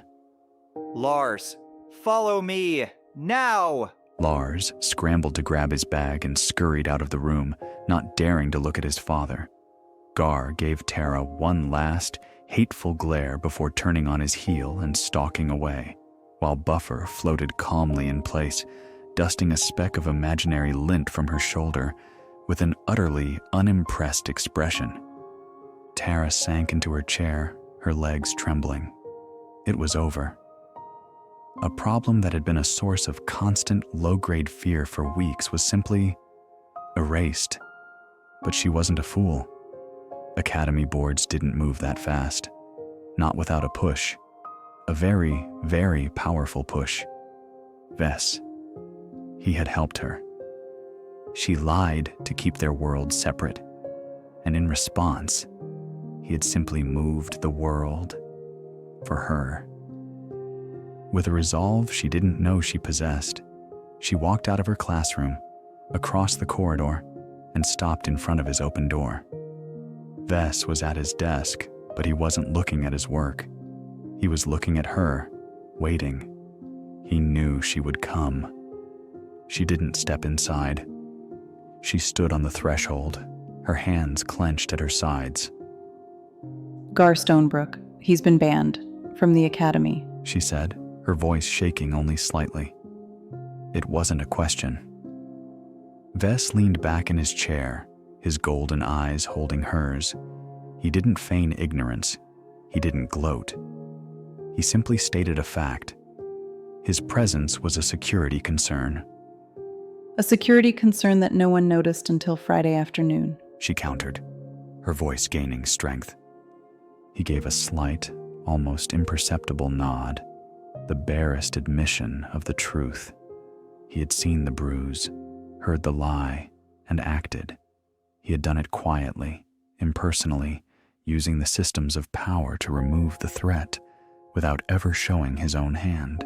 Chapter 13. The Offering. Tara didn't remember walking back to her classroom. One moment she was pinned by his knowing gaze on the threshold of his world. The next, she was sitting at her own desk, the familiar scent of chalk and tempera paint helping to ground the swirl of her thoughts. All her life, lies had been her armor. For a child abandoned in a sterile, state-run facility, truth was a liability. The truth was, I'm scared. I'm lonely. I miss the parents I can't remember. But the truth got you pitying looks from overworked caregivers and notes jotted down on clipboards that decided your fate. For self-preservation, she learned to lie. I'm fine. I'm not hungry. I like it here. When she was finally fostered at age 9 by Vivian, a kind, tired woman with a gentle laugh and hands that smelled of soil and herbs, the habit was too deeply ingrained. Vivian was a haven, the first real warmth Tara had ever known, and that made the fear of losing her 1,000 times worse. So, the lies continued, shifting their purpose. No longer for protection, they kept her from being a burden. Did you finish your homework? Yes, she'd say, even if she was struggling, staying up late to figure it out herself. Are the kids at school being nice? Yes, even though they teased her nonstop for being too thin and for wearing hand-me-down clothes. She had built a fortress of lies around herself so that Vivian would never have a reason to send her back. Vivian never would have. Tara knew that now. but the terrified 9-year-old girl still lived inside her, convinced that one wrong move, one moment of being too much trouble, would lead to abandonment. Ves's actions sent a shockwave through her beliefs.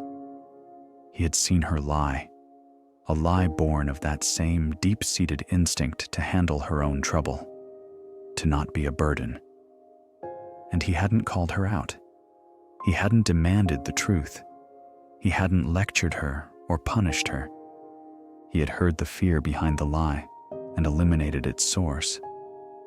She sat in her classroom until the sky outside was bruised with twilight. For the first time, she wasn't thinking about the mountain of debt or the ticking clock of the academy year. She was thinking about the man across the hall, the dragon who saw through her fortress and chose not to lay siege to it, but to guard it. The next morning, Tara came to the academy early. The corridor was quiet and empty, bathed in the pale morning light. She walked with a new purpose, not to the staff room, but directly to the high-end coffee synthesizer. She remembered his preference from the first day he'd arrived: black, strong, no sugar. She prepared 2 cups, one for herself, a milky tea. The other was a dark, fragrant coffee poured into a trick ceramic mug. As the heat saturated the porcelain, a tiny painted witch on a broomstick began to move. She cackled silently as she flew in an endless loop around the mug's circumference, a tiny banner trailing behind her that cheekily proclaimed, "BRB, brewing trouble." Her heart hammered as she crossed the corridor, the warmth of the mug seeping into her palms. His door was ajar, as always. He was already at his desk, reviewing a set of holographic documents that hovered in the air. He looked up as she neared, his golden eyes immediately finding hers. The watchfulness was there, but it was softer today, expectant. She stopped at the doorway, just as she had the day before. She didn't have the words to explain the complex tangle of fear, history, and gratitude in her chest. She couldn't tell him about Vivian, or the little girl who lied to survive. Not yet. Maybe never. So, she used his language. The language of quiet action. She held out the coffee. Ves's gaze dropped from her face to the mug. He laughed softly, finding her eyes. The twinkle in their golden depths undid her. He knew. Somehow. Impossibly. He knew. That the lie she'd told wasn't meant to hurt. It was armor, useless between them. He stood slowly, closing the small space between them with a quiet kind of intent that made her breath catch. For a heartbeat, she panicked. Maybe she'd imagined the shift in him. Maybe she'd reached too far. He reached out, fingers brushing hers as he took the mug from her hands. Just that. Bare skin, grazing bare skin. A touch so brief, it barely registered as real. But it was. And it jolted through her like heat meeting cold. It was the first time they'd ever touched. And it startled her, the way her body instantly wanted more. Not in a way she'd ever felt before. Not like this, not like him. One touch won't be enough, Tara. The realization hollowed her out. It came from her depth of wanting. It reached from the top of her forehead to the tips of her toes. And it was terrifying. He looked down at the dark liquid, then back at her. A smile, the first genuine one she had ever seen from him, touched both corners of his sculpted mouth. "Thank you, Tara," he said, his voice a seductive rumble. Chapter 14, The Dragon's Gambit. Ves sat at his desk, the ceramic mug warm in his hands long after he had finished its contents. It was, objectively, just coffee. but in the silent, intricate language they were developing, it was a white flag raised over a battlefield of fear and mistrust. It was the first time she had willingly crossed the corridor, not out of necessity, but to offer him something. A gift. The dragon in his soul, the ancient possessive creature that saw her as the sole treasure in a world of dust, roared in triumph. She submits. She sees the bond. Take her, shelter her, bind her to you so she may never be frightened or harmed again. He shut the instinct down with brutal efficiency. The man, the CEO, the strategist who had built an empire by understanding the motivations of others, knew that the dragon's way would be a catastrophe. Taking her would make him the monster she was so afraid of. He had seen the shadows in her eyes. She was a creature who had been caged before, and she would rather break herself against the bars than ever be imprisoned again, no matter how gilded the cage. So, he waited. He drank the coffee she had brought him and worked, the hum of her classroom a backdrop to his complex calculations. At the end of the day, when the halls had emptied and the familiar, charged silence fell between his office and her classroom, he rose. He picked up a set of rolled blueprints that gave him a valid reason. He found her not at her desk, but standing by the window, staring out at the setting sun that painted the playground in hues of orange and gold. "Miss Heyworth," he began, his voice softer than he intended. She turned. Mr. Virilage. She didn't seem surprised to see him. In fact, she almost seemed relieved. "I was hoping I could get your professional opinion on something," he said, unrolling the blueprints on an empty student's table. He gestured for her to come closer. She hesitated for only a second before walking over. Her arms crossed over her chest as she looked down at the complex diagrams. "These are the plans for the new wing's elemental classrooms," he explained, pointing to a section. "Specifically, the environmental regulators and magical absorption vents. My engineers have designed them for maximum efficiency, but they are theorists. You are a practitioner. You know what these children actually need." He watched her as she leaned in, her focus shifting entirely to the plans. A small frown creased her brow. "The absorption rate is too high," she said, her voice sure and clear. "You'll leach the ambient magic from the room. The younger shifters, the ones still learning control, they draw on that. It's like taking the training wheels off a bike before the child knows how to balance. They'll struggle, and they'll think the failure is theirs." She spoke with a quiet passion, her hands gesturing over the blueprints, explaining the subtle symbiotic relationship between a young shifter and their environment. He listened, utterly captivated. She was indeed the queen his dragon had recognized, a fierce, intelligent protector of her domain.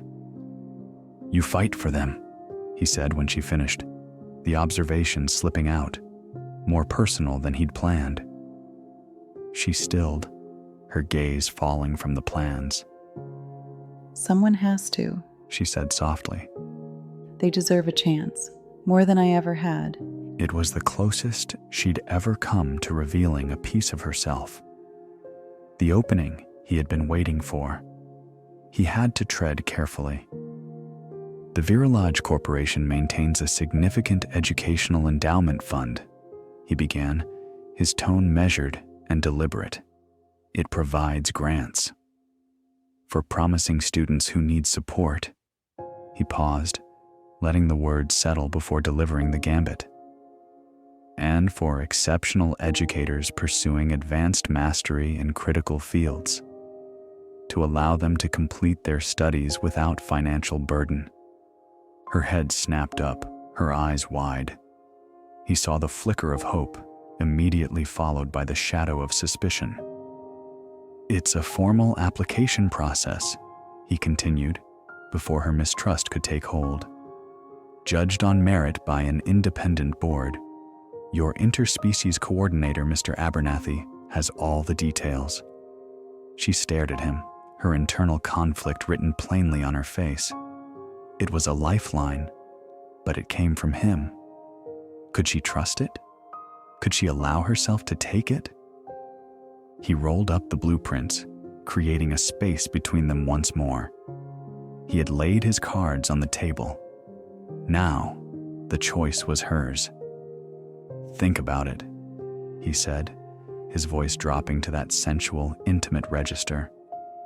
"The offer is based on merit, Tara. Nothing else." He turned and walked out of her classroom, leaving her standing in the twilight with the echo of her name and a new blueprint for a brighter future. As for him, he had ceded control. For a dragon, it was the most unnatural feeling in the world. And damn if it didn't feel like a victory. Chapter 15, The Application. Tara stood frozen in the middle of her classroom. Ves had just offered her a future she had long since given up on, a dream relegated to the realm of impossible fantasy. Her first instinct was suspicion. The offer was too perfect, a rescue so elegantly constructed she feared it was a trap. She knew men like Ves Virilage didn't offer charity. They engineered situations. He had seen her foolish pride and built a stage where she could accept his help without feeling like she was taking a handout. But back in her apartment, the oppressive stack of bills, a monument to her failure to save Vivian, was a crushing reality. She had taken on the debt without hesitation when Vivian got sick, determined to give the only mother she had ever known the best care, to buy her more time. But it hadn't been enough. Vivian had passed away, and Tara was left with nothing but grief and a financial burden so immense it flattened her soul. It felt like admitting she was a burden, the very thing she had spent her life trying not to be. And yet, the offer was there. A ladder out of a pit she had been digging herself deeper into for years. The next day, fueled by a desperate sliver of hope, she approached Abernathy's office. "Ah, Tara, come in, he said, beaming. He seemed almost giddy. "Did Mr. Virilage speak to you? About the endowment?" Tara's guard was up. He mentioned it. I wanted to ask if you knew anything about it. Know about it? It's the talk of the educational sector. Abernathy spun his monitor around. On the screen was a sleek, professional web portal, the Virilage Educational Endowment Fund. It's completely legitimate, top tier. They gave a full mastery grant to a physics teacher in the Northern Territory last year. Completely changed the man's life. The board is made up of retired academics. Totally impartial. Mr. Virilage funds it, but he has no say in the selection process. It's all about merit. His genuine enthusiasm immediately dissipated her suspicions. He wasn't in on it. This was real. Ves hadn't created a phantom program for her. He had simply pointed her toward a real one he knew she would qualify for. He had opened a door. It was still up to her to walk through it. That night, she sat at her small kitchen table, her laptop open to the application portal. For a long time, she just stared at the login screen. Then, taking a breath that felt like plunging into icy water, she began. The first sections were easy. Name, address, academic history. Then came the essays. Describe the personal or financial hardships you have faced in your educational journey. Her fingers trembled over the keyboard. She had never told anyone the full story. Not the counselors, not Kimber, not even Vivian. She had built a fortress of, "I'm fine and I can handle it." Now, an impersonal text box demanded the truth. Hesitantly, she began to type. She wrote about being a ward of the state. She wrote about the constant gnawing fear of being unwanted, of being too much trouble. She wrote about Vivian and the crushing debt she took on, not as a burden, but as a desperate act of love. She wrote about the exhaustion, the fear, the loneliness. The words poured out of her, a confession to a faceless machine. It was like lancing a wound that had been festering for a long while. The next question was, what are your long-term goals, and how will this grant help you achieve them? Here, the words came easily. She wrote of her passion for teaching, for reaching the children who fell through the cracks, the quiet ones, the difficult ones, the ones like her. She wrote about wanting to gain a mastery in elemental theory not for prestige, but to give those children the tools they needed to build a life for themselves. She was laying her entire soul bare, not for a man, but for a chance. Finally, it was done. The entire unvarnished truth of her life was contained in the application. All that was left was a single button at the bottom of the page. Submit. She stared at it, her heart thudding. This was it. The point of no return. Clicking that button was an admission that she couldn't do it alone. It was placing a fragile, terrifying kernel of trust in the path Ves Virilage had laid out for her. It was a leap of faith. Her finger hovered over the trackpad, trembling. Then she closed her eyes and clicked. Chapter 16, The Acknowledgement. The morning after hitting submit was agony. Tara woke with what she could only describe as a vulnerability hangover. Every nerve ending felt exposed, raw. She had taken the entire messy, secret history of her life and uploaded it to a server. To him. The thought that Ves Virilage could, with a few keystrokes, read about her deepest fears and failures made her want to crawl out of her skin. Walking into the academy felt different. The corridor, their silent battlefield and bridge, seemed 100 miles long. She was braced for anything. A look of pity, a smirk of triumph, or worse, a complete cold indifference that would signal he hadn't even noticed. He was already there, but not in his office. He was standing in the middle of the corridor, holding 2 identical ceramic mugs. As she approached, her steps slowing, he turned. He held one of the mugs out to her. It was tea, just the way she liked it, with oat milk and 2 sugars, strong and fragrant.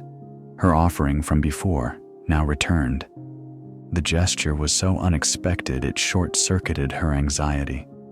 Her hand was trembling slightly as she took it, her fingers brushing his. There was the same brief electric warmth as before, but this time it felt less like an accident and more like a deliberate connection. "Good morning, Tara," he said. Good morning, she managed, her voice barely more than a whisper. She cleared her throat, trying again. Good morning, Ves. She hadn't expected to love saying his name, but she did. Too much. It tasted dangerous on her tongue. And still, she wanted to say it again. He smiled at that, slow and easy, lighting up the corridor like sunlight breaking through clouds. A flash of perfect teeth, warm and devastating. She forgot how to breathe. "My engineers reviewed your notes on the elemental classroom vents," he said, taking a sip from his own mug. He fell into step beside her as she instinctively moved toward her classroom.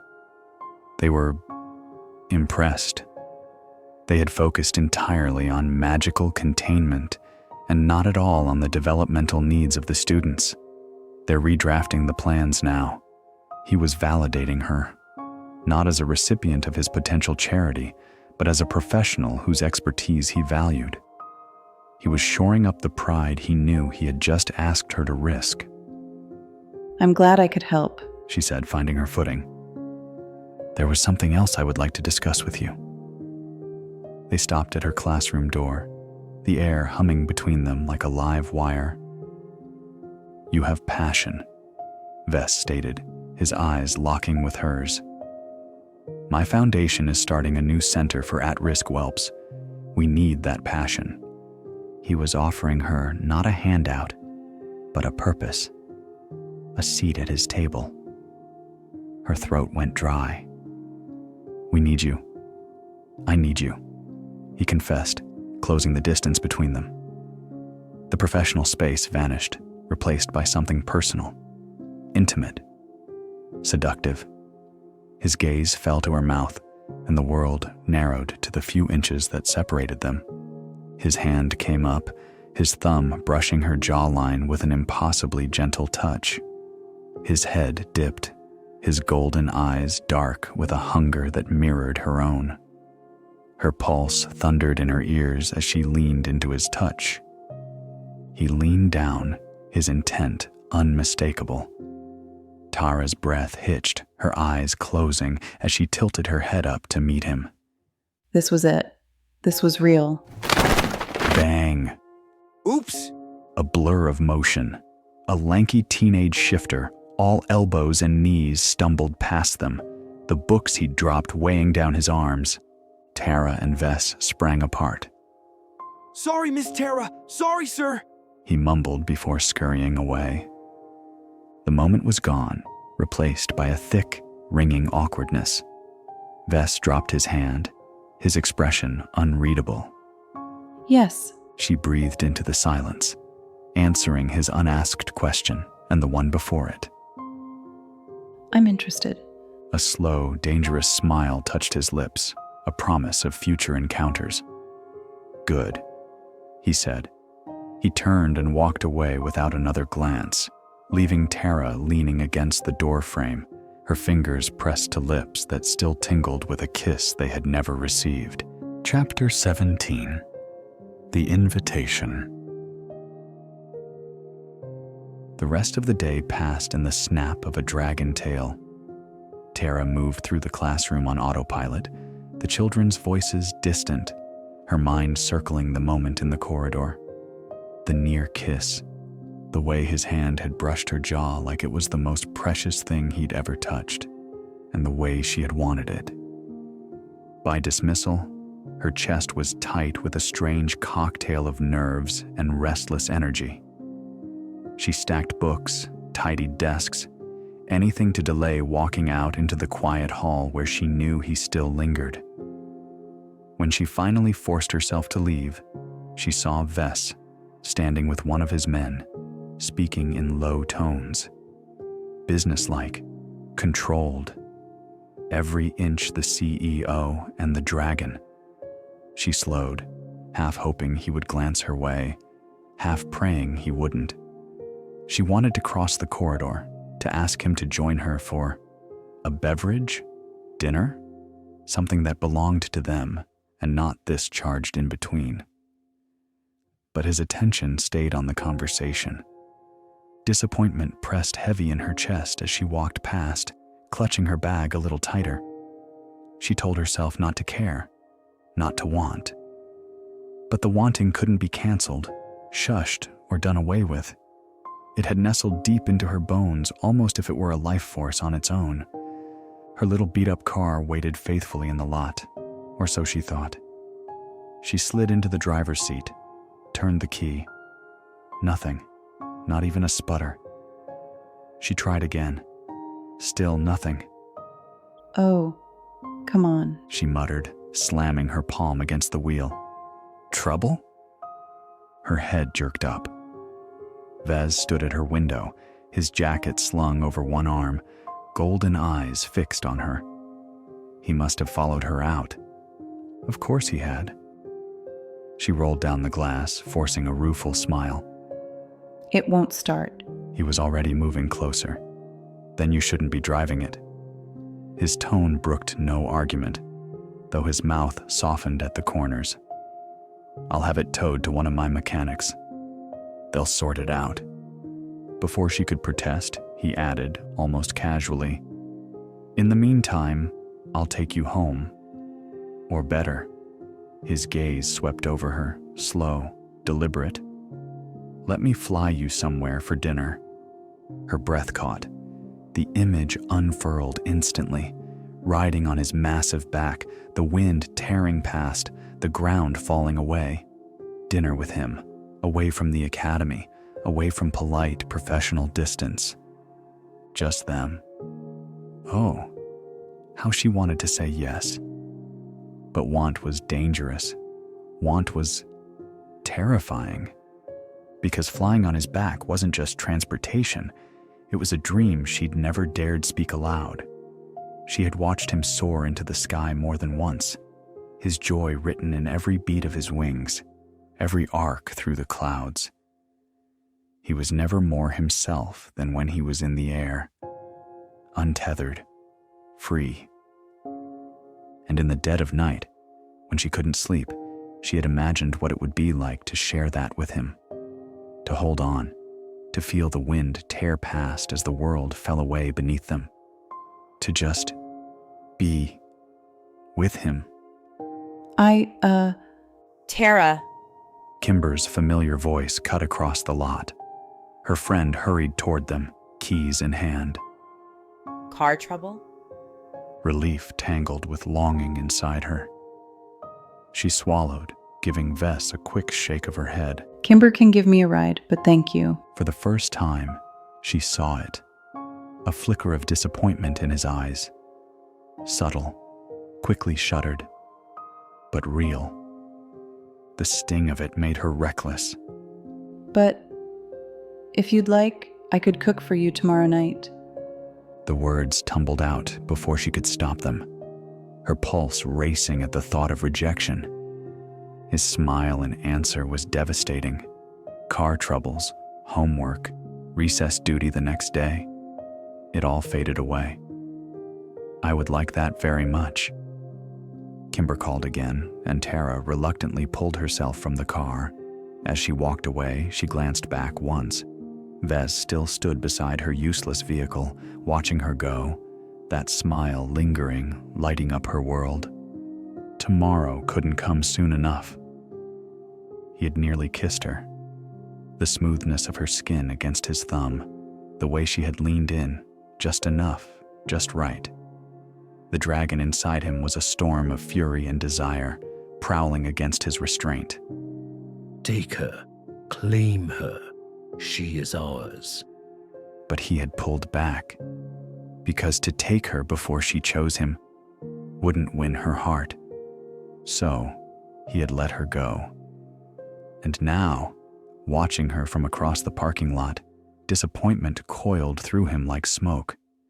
She wanted to talk to him. He had seen it in her eyes before she passed.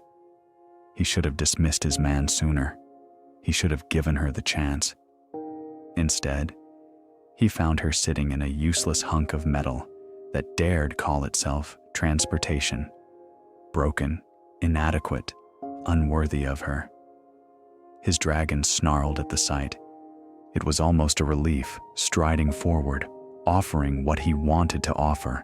Not charity, not power, but himself. The flight, a dinner, the beginning of something real. For the barest moment, he thought she might say yes.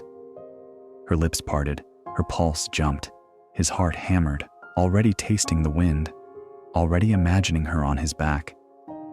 And then, her friend, Kimber. The interruption cost him the moment, just as the boy in the corridor had. Fate seemed determined to mock him with missed chances. Still, he caught the disappointment in Tara's gaze as she turned him down. She wanted to say yes. She had been tempted. That was something. And then she had said it. I could cook for you tomorrow night. The words had struck him harder than any victory in a boardroom. An invitation into her space, her trust. The dragon inside him roared in triumph. Tara had offered him a place at her table, her nest, the most intimate of invitations. He had smiled, slow and certain, the only answer possible. He would take whatever she offered, however small, and guard it as treasure. As she walked away with Kimber, Ves stood beside her broken car, hands curling into fists against the urge to simply carry her off, then and there. His instincts screamed for immediacy, but he had learned patience the hard way. Tomorrow she would cook for him. Tomorrow he would sit in her world, not his. Tomorrow he would prove to her that she was not a prize to be claimed, but a partner to be chosen. Chapter 18. A Greater Need. Ves had not liked the neighborhood the first time he'd come here. He had circled above, cloaked in shadow, unseen by the humans below. The streets were narrow, littered with cracked pavement and overflowing bins. Too many lights were broken, leaving long stretches in darkness. A predator's playground. The kind of place where something could happen to her in the span of a heartbeat, and no one would be the wiser. It was not worthy of her. Tonight, his wings carried him over the same rooftops, his dragon's vision taking in the rusting air conditioning units, the sagging railings, the careless way the buildings had been patched together over the years. His penthouse was marble and glass, precision and strength. This was none of those things. It offended every protective instinct in him that she lived here. And then he saw her. The rooftop door creaked open, and Tara stepped out into the fading light. Not dressed for war in her neat teacher's skirts, not armored in professionalism. She wore soft jeans, a faded shirt, and an apron streaked with something that looked like tomato sauce. A stray lock of hair clung to her cheek, and she was radiant. The dragon in him went silent, reverent. She stood in the middle of this shabby roof, the rarest piece in his vast hoard, his treasure made flesh. He swooped down, wings folding as he landed in a rush of displaced air.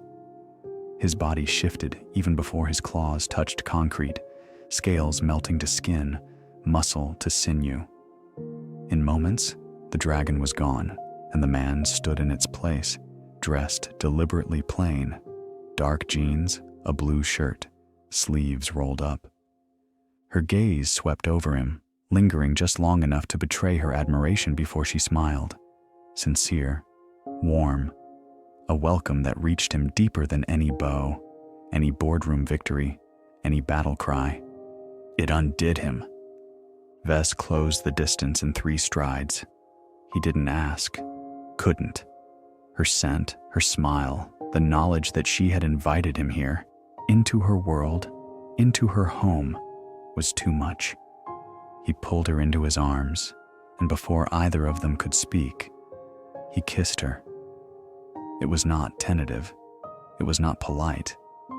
It was the kind of kiss a dragon gave when he found something worth burning for, and she didn't pull away. Her hands clutched his shirt, her mouth opening to his, her breath catching as though she had been waiting for this just as long as he had. The rooftop, the city, the whole imperfect world around them fell away. There was only her, his treasure, his Tara. The world steadied only when he broke the kiss, his forehead resting against hers.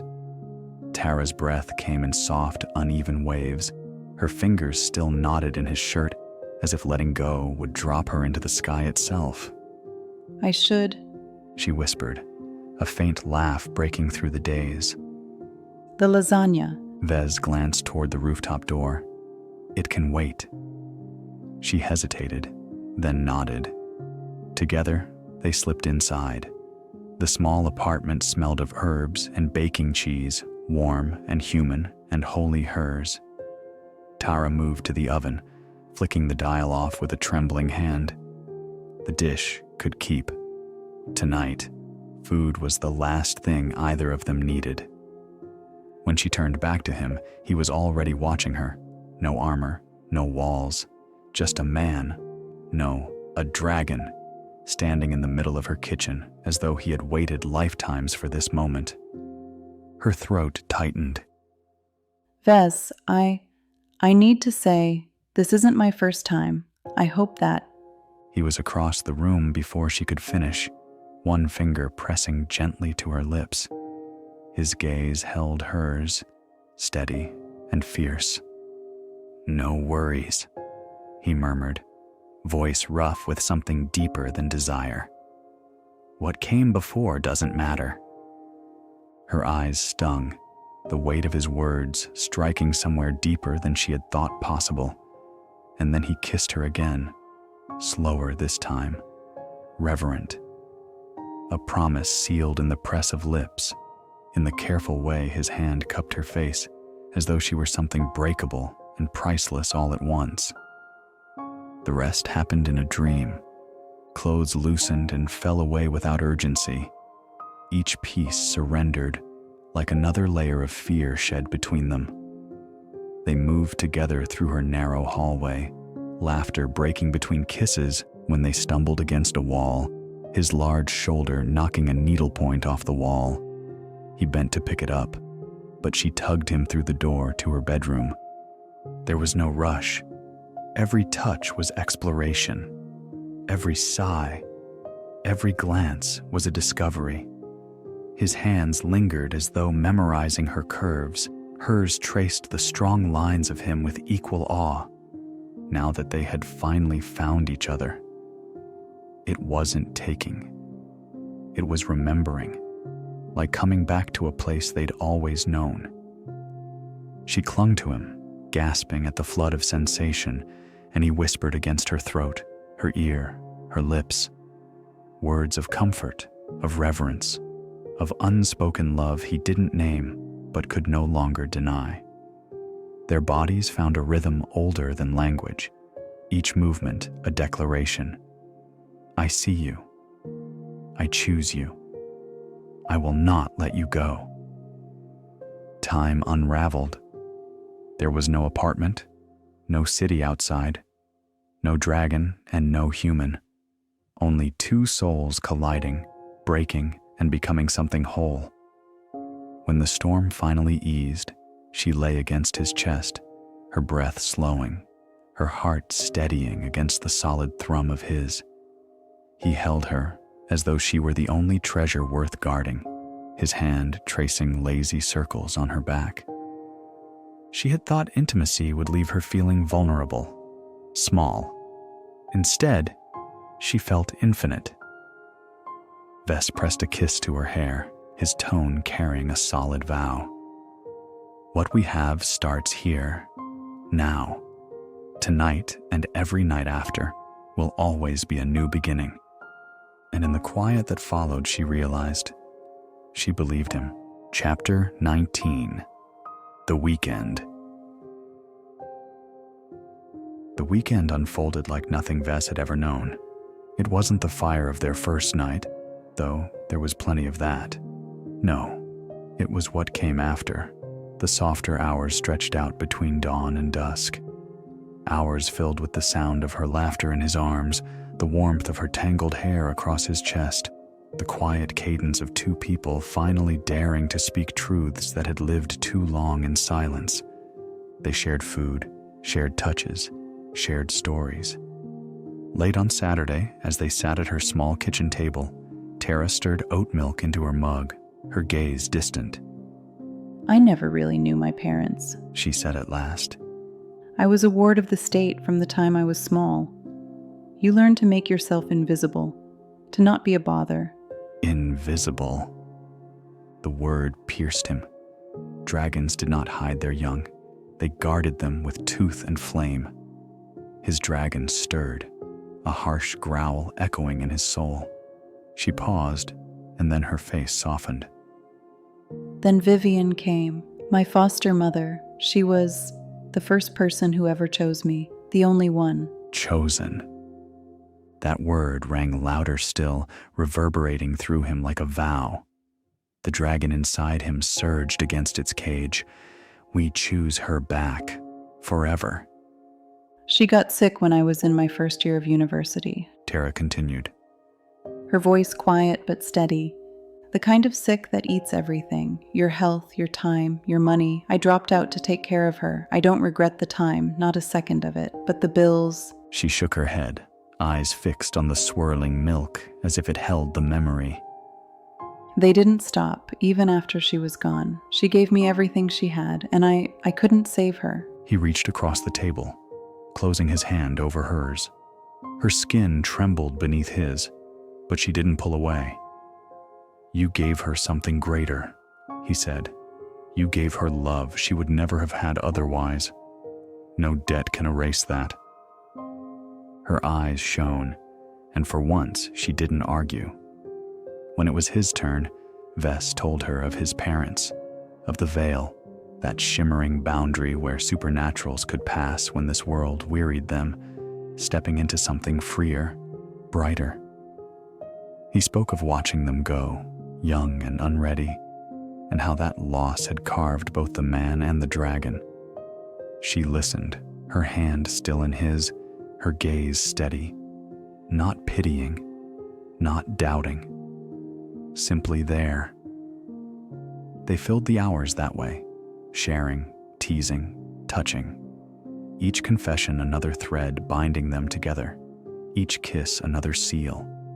And yet, one longing remained unspoken. On Sunday evening, as twilight gathered and the city below them glowed with 1,000 lights, Ves drew her to the rooftop. The wind tugged at her hair, carrying the scent of her warmth, her laughter, her stubborn courage. She stood at the edge, uncertain, her hands gripping the railing. I don't know if I can, she whispered. He stepped behind her, his arms encircling her waist, his breath warm against her ear. You can. Her pulse fluttered beneath his touch, fast and frantic. I won't let you fall, Tara. Not now. Not ever. When you fly with me, you're not a passenger. You're my mate, my equal, my choice, and mine to protect for as long as I breathe. The word hung between them, mate, as vast and irrevocable as the sky itself. Her breath hitched, her head turning just enough that he could see the shimmer of tears in her eyes. And then, slowly, she nodded. His dragon surged with joy as he lifted her into his arms, scales rippling through his skin, wings unfurling against the last rays of the sun.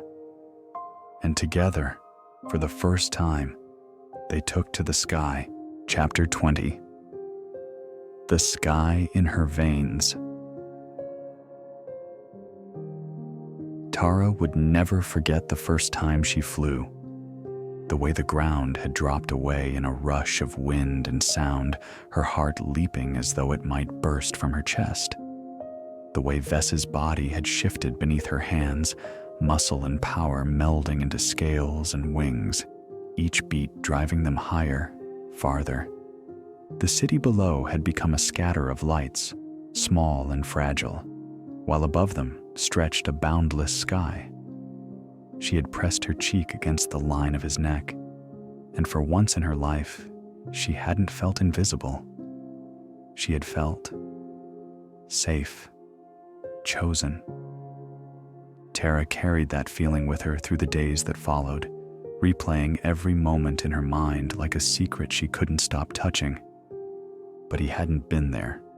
His office across the corridor had stayed dark all week.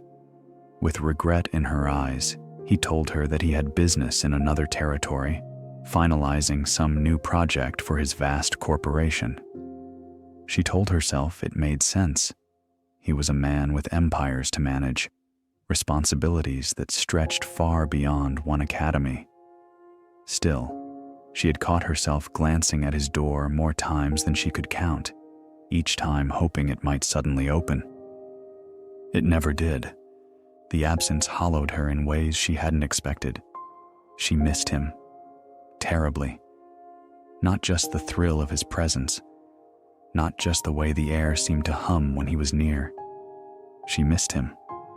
His steady voice, his sharp mind, the quiet, unguarded looks he gave her when no one else was watching. He sent her texts, sure, but it wasn't the same. Words on a screen couldn't fill the space he left behind. By Friday afternoon, anticipation burned through her like a live wire. She was supposed to meet him in the city, at a new tea shop she had mentioned in passing. And of course, Ves had remembered. Ves Virilage, with his endless responsibilities, had remembered a small wish of hers and made time for her.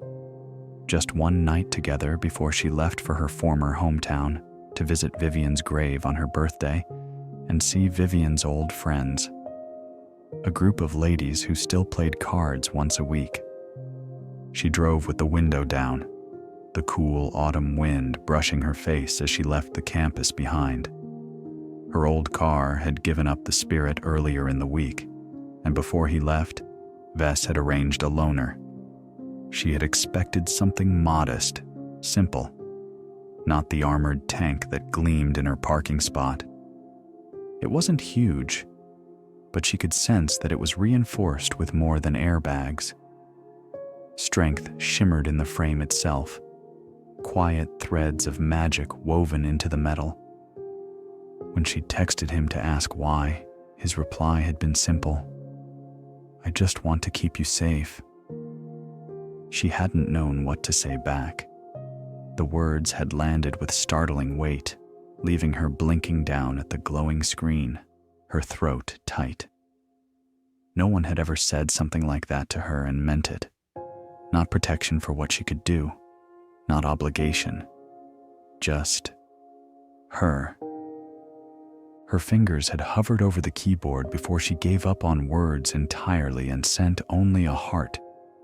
Now, as the hum of the loaner car, still carrying its sharp new smell, filled the cabin, her mind drifted elsewhere. The sound of tires on asphalt faded into memory, the thunder of wings, the rush of air, the dizzying freedom of the sky. She daydreamed shamelessly, her grip on the steering wheel loosening as she pictured the city shrinking to nothing beneath them, the stars above wheeling bright and eternal.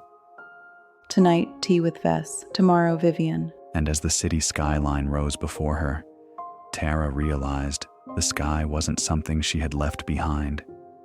It was still in her veins, humming, waiting. Chapter 21. Tea and Promises. The little tea shop was tucked into a side street, all warm lamplight and glass jars of leaves stacked in tidy rows. Tara spotted him instantly, hard not to, even in jeans and an open-necked shirt. Ves drew the gaze like iron to a magnet. He stood when she walked in, and the heat in his golden eyes made the whole week of waiting dissolve into nothing. "Hi," she said, breathless despite herself. "Tara." He pulled out her chair as though the gesture were second nature. She sat, her pulse tripping as his hand brushed her shoulder. The server appeared, and they ordered without much thought, her favorite blend, which Ves remembered, and something darker for him. When they were alone again, the silence between them hummed with unspoken things until Ves leaned back, studying her. "I missed this," he said simply, "being with you." Her heart squeezed. "Same. I hope it went well, though." He nodded. "Another territory, a project that needed my signature. No worries." He sipped his tea, eyes drifting toward the window, but his voice softened when he went on. "When I was a boy, after my parents crossed the veil, flying was the only thing that made sense. Up there was no weight, no loss, just wind and sky and freedom. It was the only time I didn't feel hollow." Tara's fingers wrapped around her mug, warmth seeping into her palms. "I think I understand that," she said quietly. "Vivian, she filled that empty space for me. After she passed, I carried her with me in different ways, like this weekend. I'm visiting her grave tomorrow and some of her old friends. The card group." She smiled faintly. "They still play every week. And they cheat, ruthlessly. Vivian used to hide cards in the cuff of her sleeve, claimed it was strategy, not cheating. Ves laughed then, a deep, startled sound that lit up his face. Tara stared, marveling at the way it transformed him, stripping away the CEO, the dragon, leaving only the man. She wanted more of that, more of him, always. I wish I didn't have to leave in the morning, she admitted. The words slipped out before she could stop them. I really missed you. His gaze sharpened, heat curling at the edges. I could fly you. We'd be there in an hour. We could have the weekend together. The image rose instantly, his wings cutting through the night, her arms around him, days spent wrapped in him instead of old memories. She wanted to say yes so very much, but she shook her head. I can't. Not this time. I need to be ready, for them and for me. But soon, I want you to meet Vivian's friends. They were her family, which means they're mine too.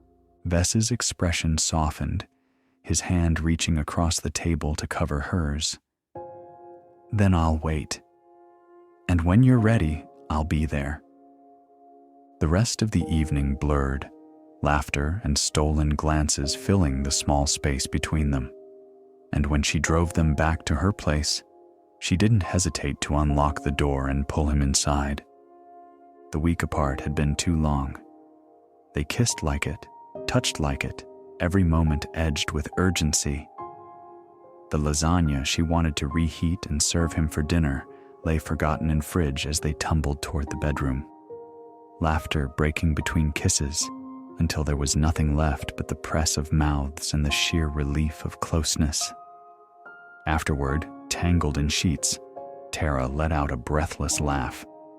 If that's what I have to look forward to after a week apart, maybe I should stay away longer. Ves growled deep in his chest, rolling her back into his arms. Don't you dare! His mouth found hers again, claiming, hungry. I've had enough waiting. And this time, neither of them stopped. Chapter 22. The Breaking Point. Hope was a dangerous, unfamiliar feeling. It fluttered in Tara's chest like a nervous bird taking flight as she steered her car along the winding road that climbed into the elevated suburbs where Ves lived. She had returned from Emma's town that very morning. The quiet days of tending the grave and walking through old memories with old friends seemed like a lifetime ago. Now, there was only tonight. He had called her the night before, his voice a pleasant rumble through the phone as they finalized their plans. A quiet dinner. At his home. Then afterward. Her heart leapt at the thought. The radio played some overproduced pop ballad about beginnings and everlasting love, and she sang along, off-key, breathless, grinning at her own terrible voice. She didn't care. The joy fizzed inside her, wild and uncontainable. Because tonight, she would tell him. She would throw off every chain, break down every wall. She would stand bare before him, not her body, but her soul. And she would say the words she had never said to anyone else. I love you. The thought lit her from the inside, carrying her through the curves of the darkening road. Then, movement. A large shadow at the edge of her vision. Before she could register it, the world cracked open. Bang! The sound was violent, percussive like a gunshot. Her front passenger tire blew apart, and the car lurched savagely to the right. The steering wheel wrenched from her grip, spinning like a living thing. No! Tara screamed, fighting it with all her strength. The tires shrieked, rubber burned. The smell of it clogged her throat, acrid and hot. Ahead, the metal guardrail rushed toward her like a silver blade. The impact was instant, bone-rattling. The barrier groaned, buckled, and then snapped under the car's weight. Time fractured. The windshield became a kaleidoscope of green trees and gray sky as the car tipped over the edge. The first impact slammed her forward, the seatbelt biting into her ribs. Then came another, harder, the roof caving against an oak, metal crunching, glass bursting. Pain detonated behind her eyes, white-hot and blinding. Her last awareness was sound, the delicate, crystalline shatter of the windshield tinkling across her skin like falling stars. And then, nothing. Ves stood on the balcony of his penthouse, the city sprawling in jeweled lights beneath him. He was watching the path her car would take, following the trickle of traffic with sharpened vision, a boyish anticipation thrumming through him that he hadn't felt in centuries. He had dismissed his entire household staff for the night. No distractions, no witnesses. He'd even prepared the meal himself, an elegant, simple dish he had learned ages ago. Tonight was not about impressing her with wealth or power. Tonight was about honesty, about Tara and the words he longed to hear from her lips. He could sense her.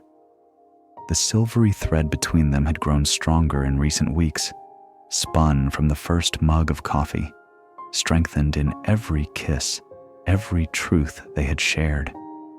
It hummed now with her energy, bright, nervous, full of anticipation that mirrored his own. He smiled, turning to go inside, and then the thread snapped. Not sound, not sight, but a feeling as violent as it was undeniable. A surge of terror washed through him, hers, raw and piercing. It tore into him with the echo of pain, sharp and concussive. And then, nothing. A void where her bright, stubborn presence had been a heartbeat before. Tara. Her name left his mouth as a strangled whisper. Every ounce of civility, every layer of the human mask he wore, was incinerated in an instant. He vaulted the balcony railing, and in the space between one heartbeat and the next, the man was gone. Scales erupted across his skin, obsidian edged with the gold of the sun's dying rays. His bones cracked and stretched, reshaping, wings unfurling with a sound like sails catching a storm wind. The dragon, unleashed and terrible, roared into the night sky, a sound of grief and fury that rattled windows for miles. He didn't need a map. He followed the dying echo of her fear, the faint stain of her pain on the wind. In seconds he saw it, the shattered guardrail, the path of destruction carved down the ravine. And at the bottom, the car he had given her, a broken toy twisted around a tree. He landed hard, the ground trembling under his weight. Rage blazed white-hot in his chest, but the thought of hurt, or worse, doused it with ice.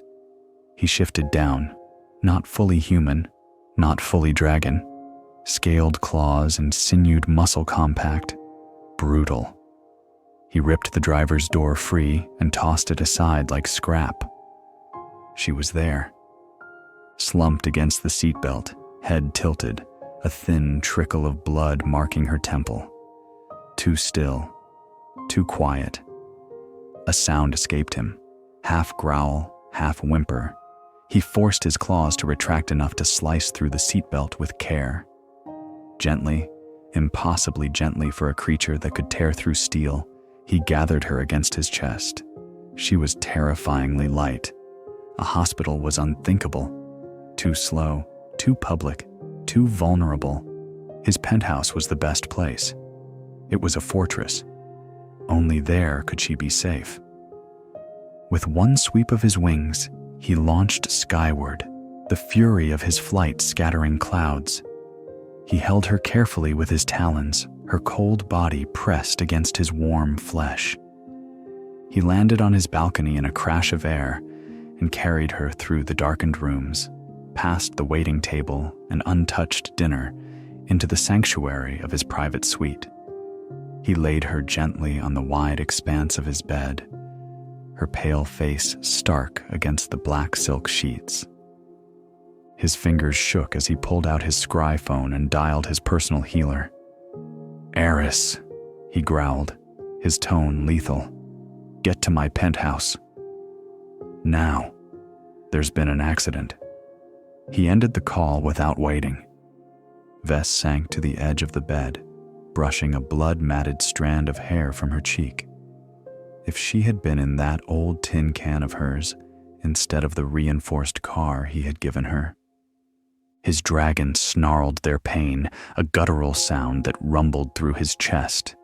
He doubled over, pressing his forehead to the mattress beside her hand, just barely managing not to partially shift. Let his claws gouge deep furrows into the carved wood of the bed frame as though he could shred fate itself.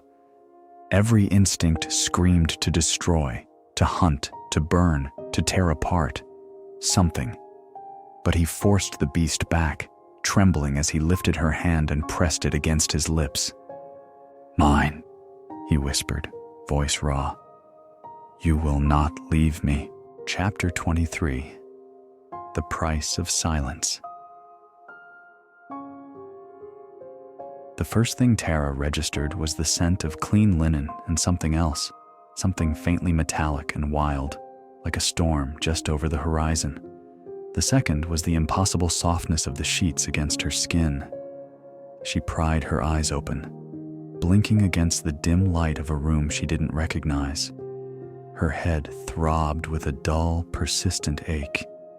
A figure shifted in a chair beside the bed, and her breath caught. It was Ves. He was simply watching her, his expression unreadable in the shadows, his stillness that of a mountain. Panic, cold and sharp, seized her. Where am I? The car. Memories fractured and returned. The wrenching of the wheel, the sickening crunch of metal, and the spiderweb of glass. "You're in my home. You're safe," he said, his voice a low, calming rumble that seemed to vibrate through the very air.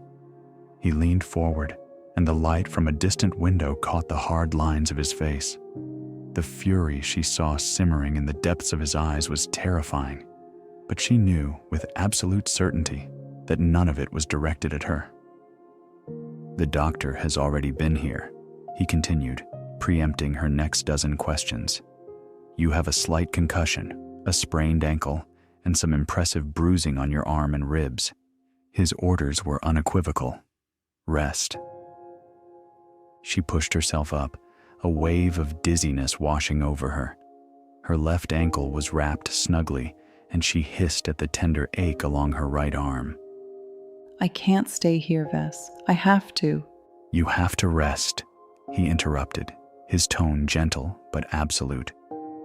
"You will stay here, where I can make sure you do." "I'm not taking no for an answer, Tara." The finality in his voice left no room for argument. She was a guest, but she was also, in a way, his captive. She was unsure if she liked the idea or not. A wave of exhaustion washed over her, and she sank back into the pillows, no longer able to debate the issue. "Okay," she whispered. In the end, she was glad she stayed. He took care of her. He brought her takeout from a small Thai restaurant she loved, and they sat on the enormous bed, propped up by a mountain of pillows, watching old black and white movies on a screen that emerged silently from the ceiling. In the warm, safe cocoon of his room, the outside world and its dangers felt far away.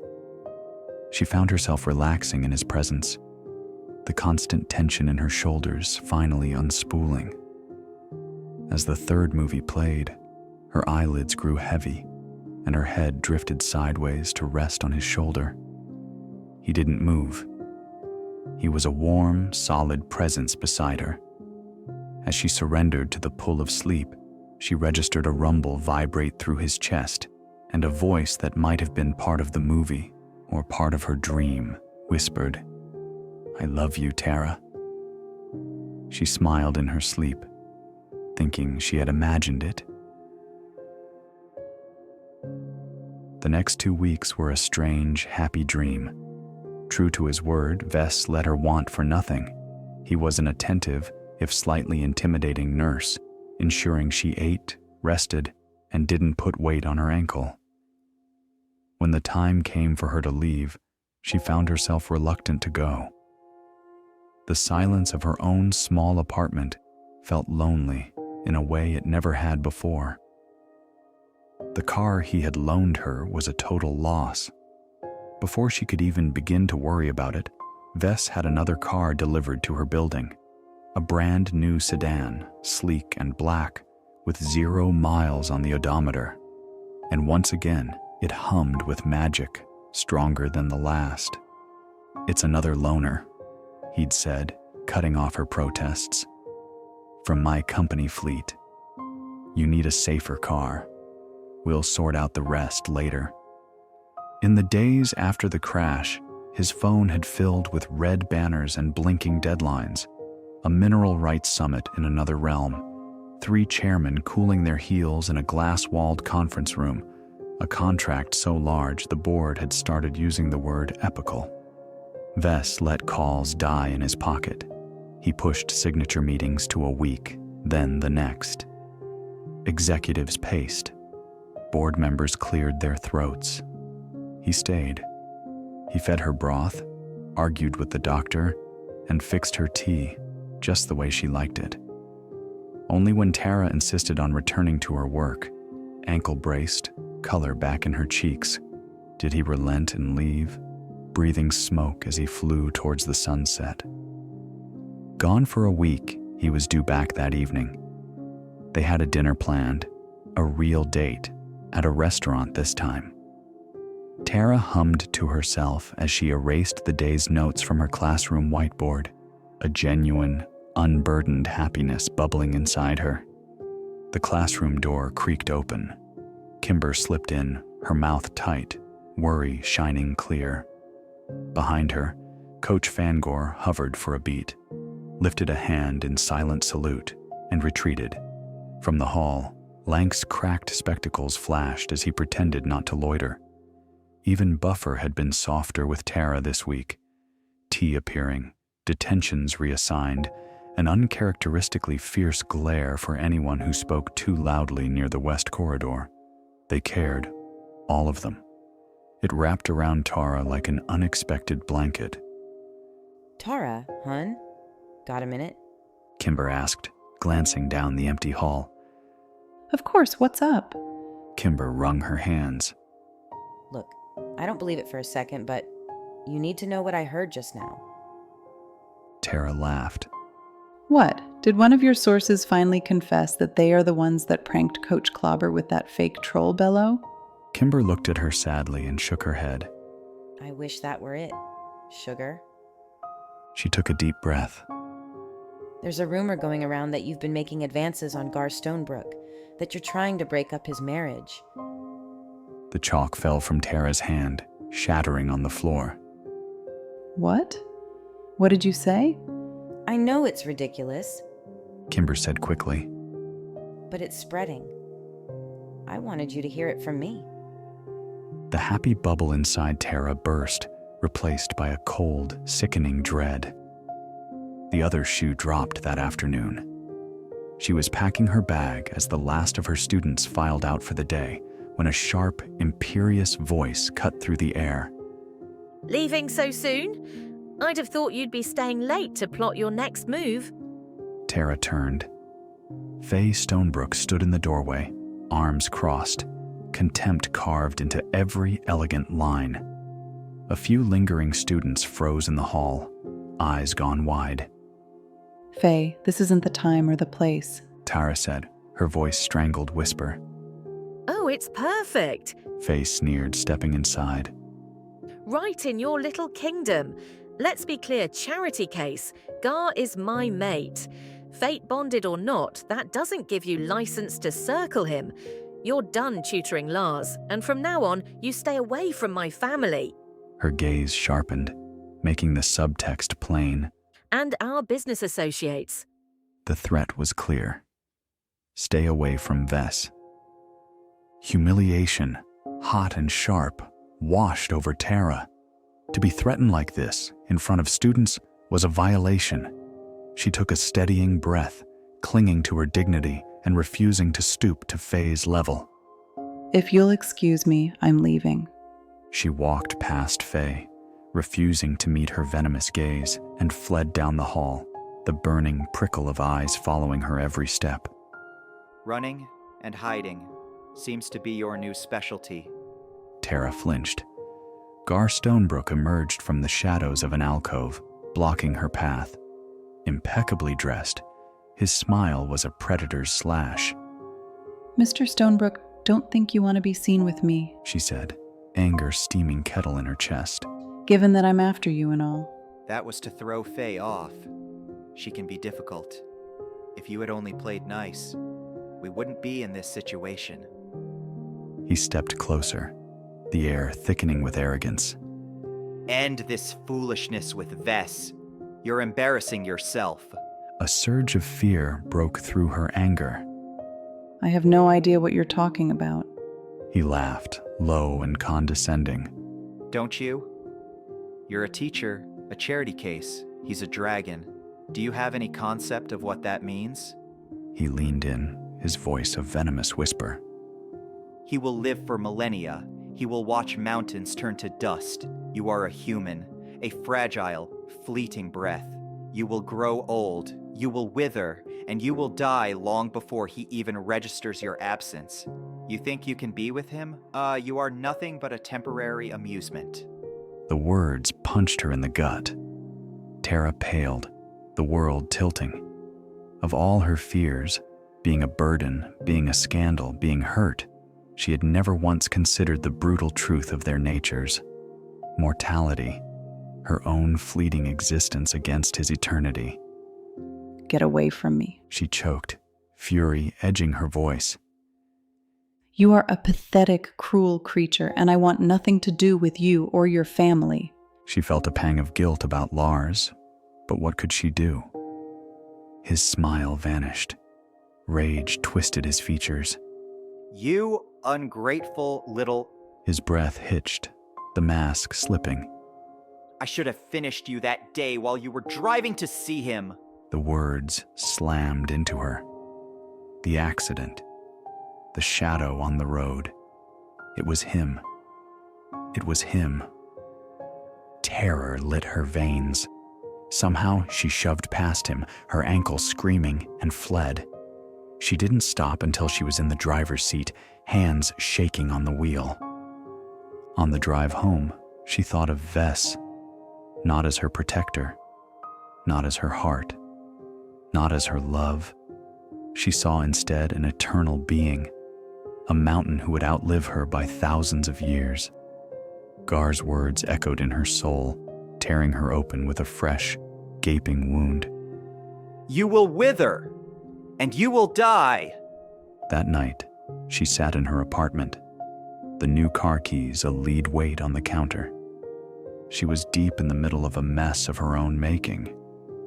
Not just the scandal, not just Faye's humiliation, but the truth Gar had flung like a blade. She would always be temporary to Ves, a momentary distraction. She couldn't let herself be a burden. She couldn't drag him into this ugliness. Her phone chimed. It was him. I've just arrived, Ves's voice said, warm, full of anticipation. I'll shower, change, and be at your place in under an hour. I can't wait to see you. Her heart broke. Ves, we need to talk.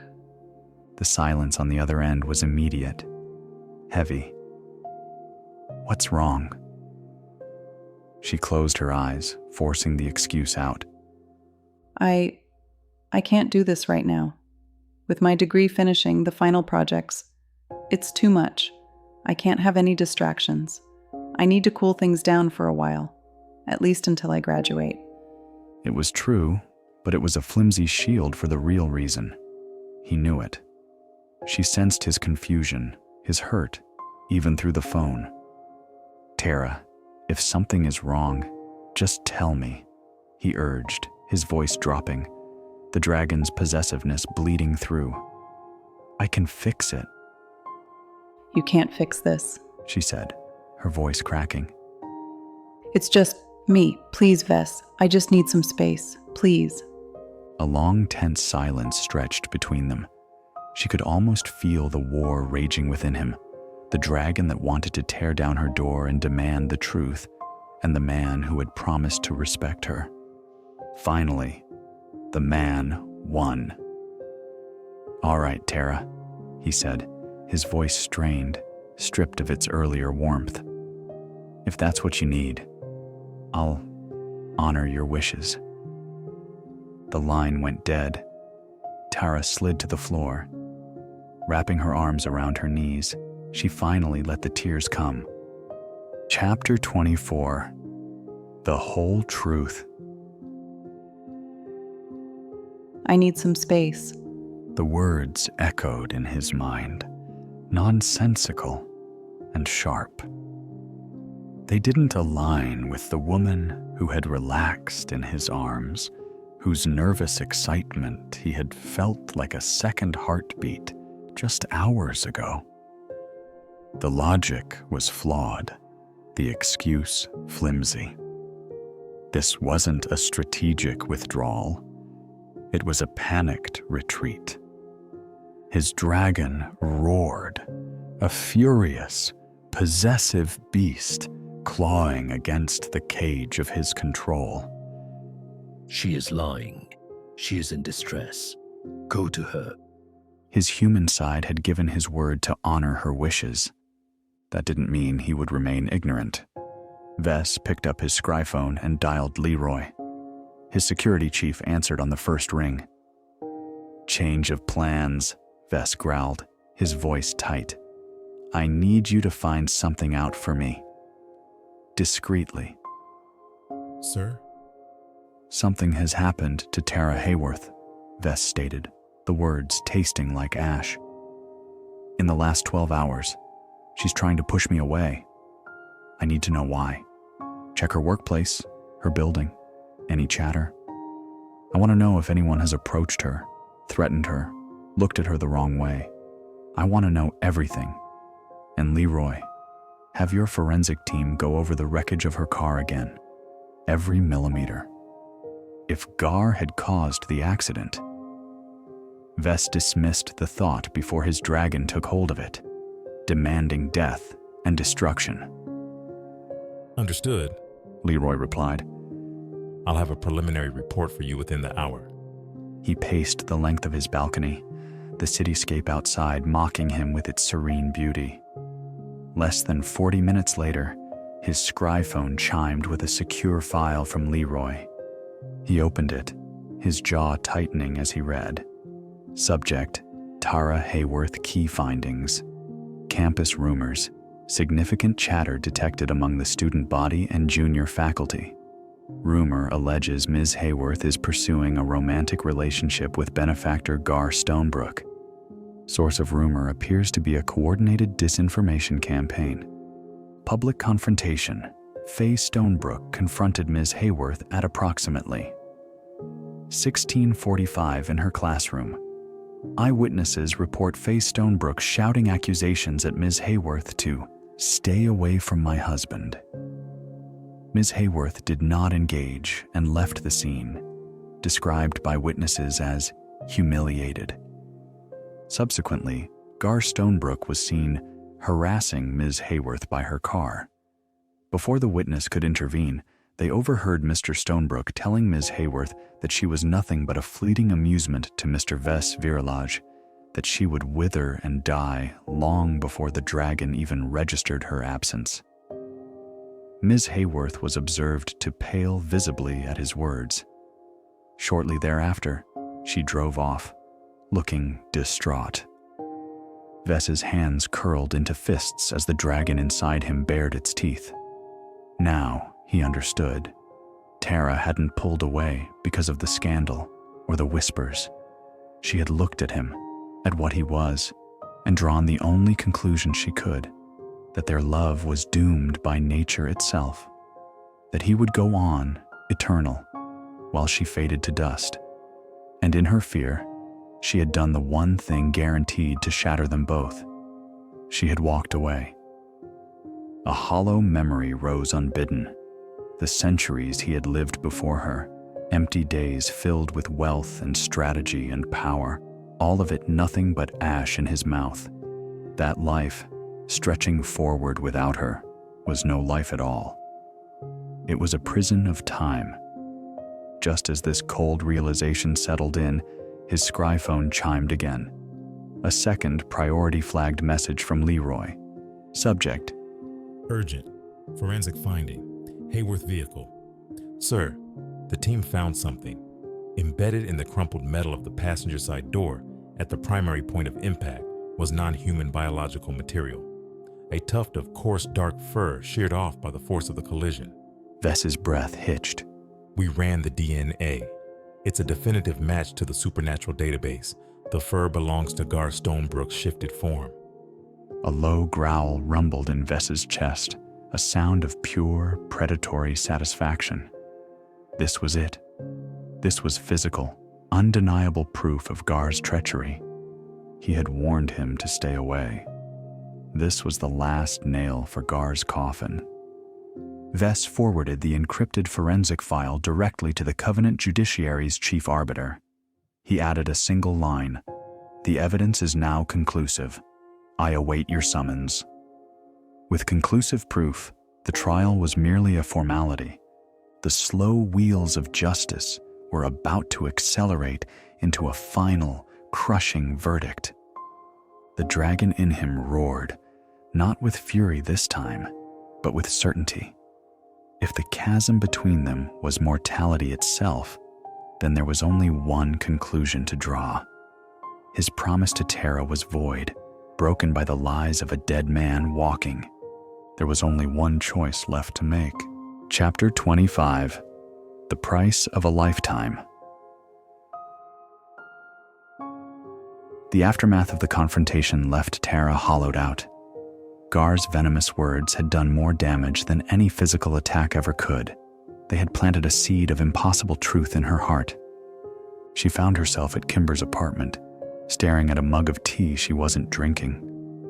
Tara looked up at her friend, her eyes swimming with unshed tears. "He tried to kill me, Kimber," she whispered, the words still tasting foreign. "And then he told me the one thing that could actually destroy us." Kimber's face tightened with horror. What did he say? "That being with Ves will never happen, at least not long term. He's a dragon, Kimber. He'll live forever. I'll wither. I'll die. And he'll keep going without me. He should be with someone who won't leave him. I love him that much to let him go." Silence stretched between them, filled with the weight of truths too cruel to bear. Let me ask you something. Kimber said at last, her voice quiet but intent. Forget him for a second.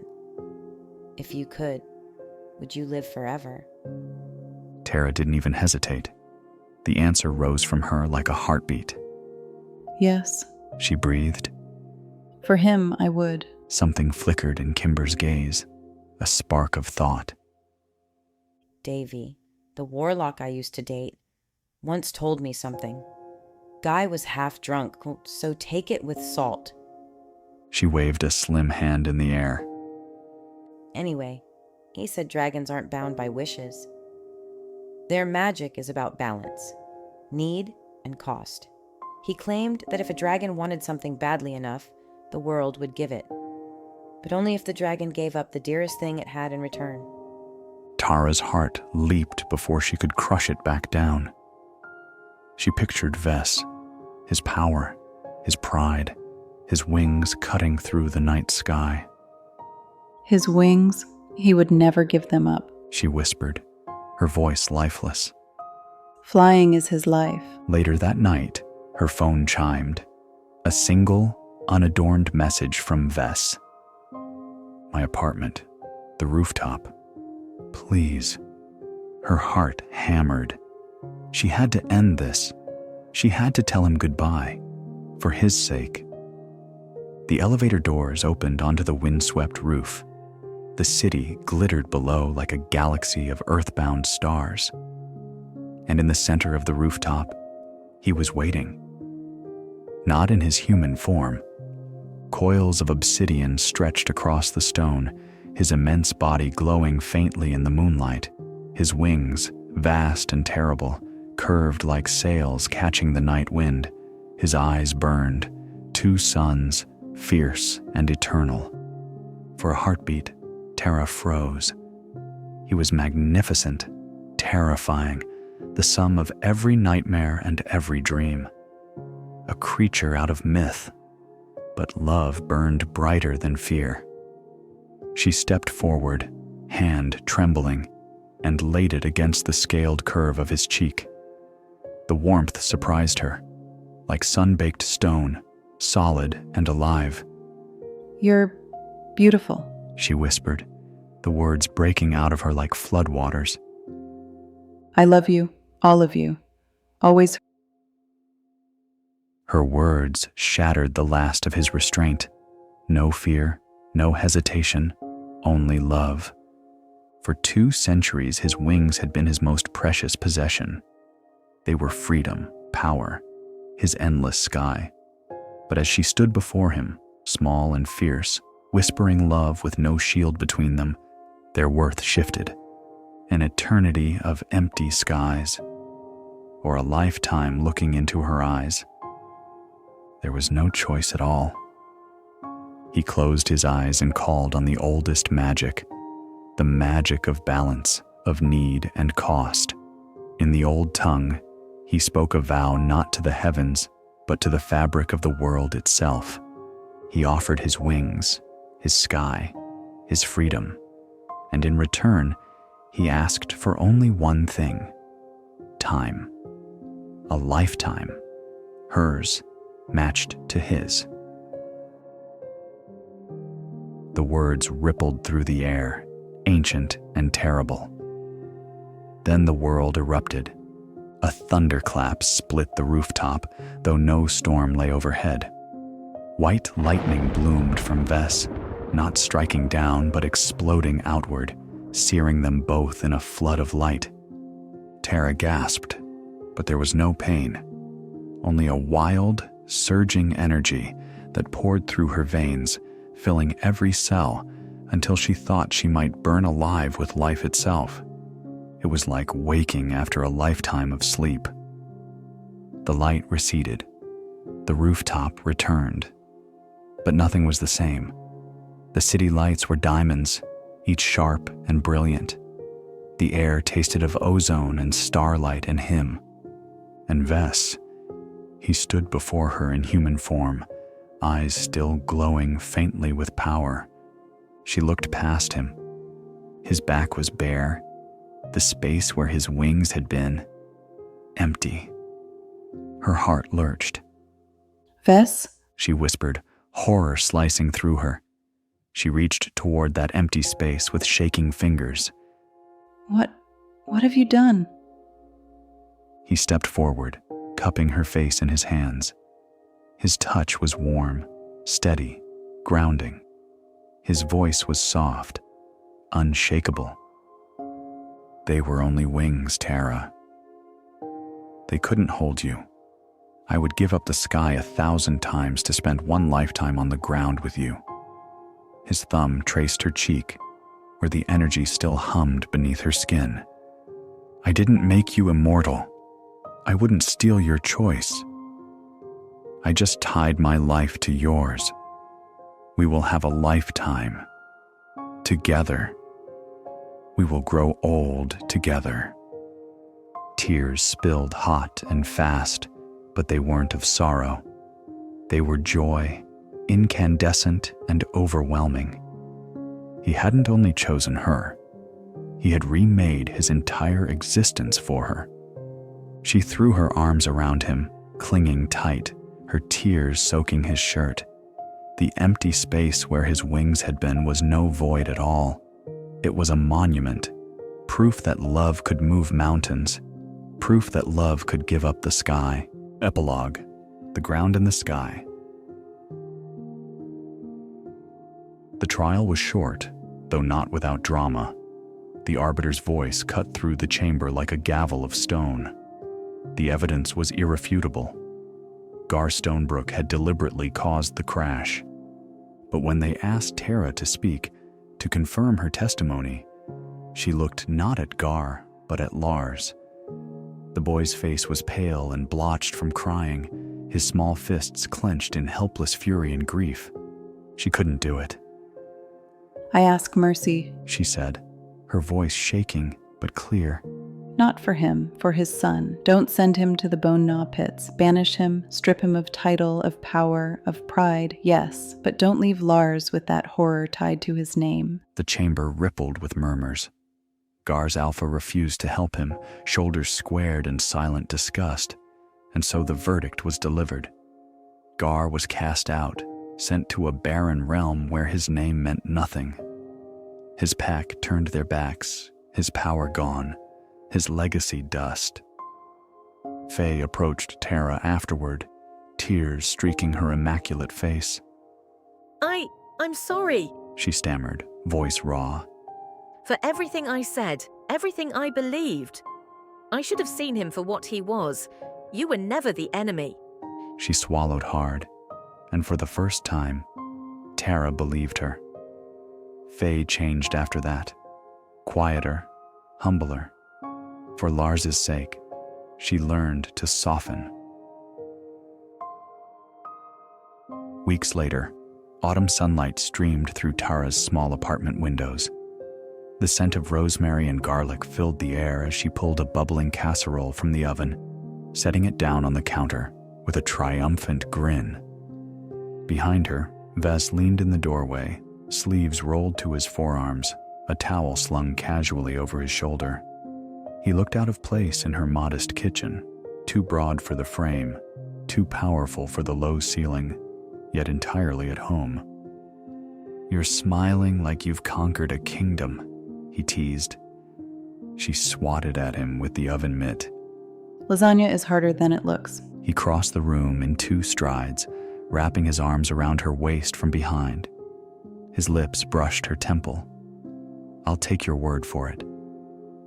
But if you ask me, I already have everything I could ever want." She leaned back into him, her heart swelling with quiet, steady joy. No court, no scandal, no storm could take this from her. They had fought for it, bled for it, and now, finally, it was theirs. Later, when the dishes were stacked and the wine glasses half empty, they sat together on the couch. No wings spread behind him now, no sky between them, just ground beneath their feet, warm lamplight, and each other. Thank you so much for listening to this story.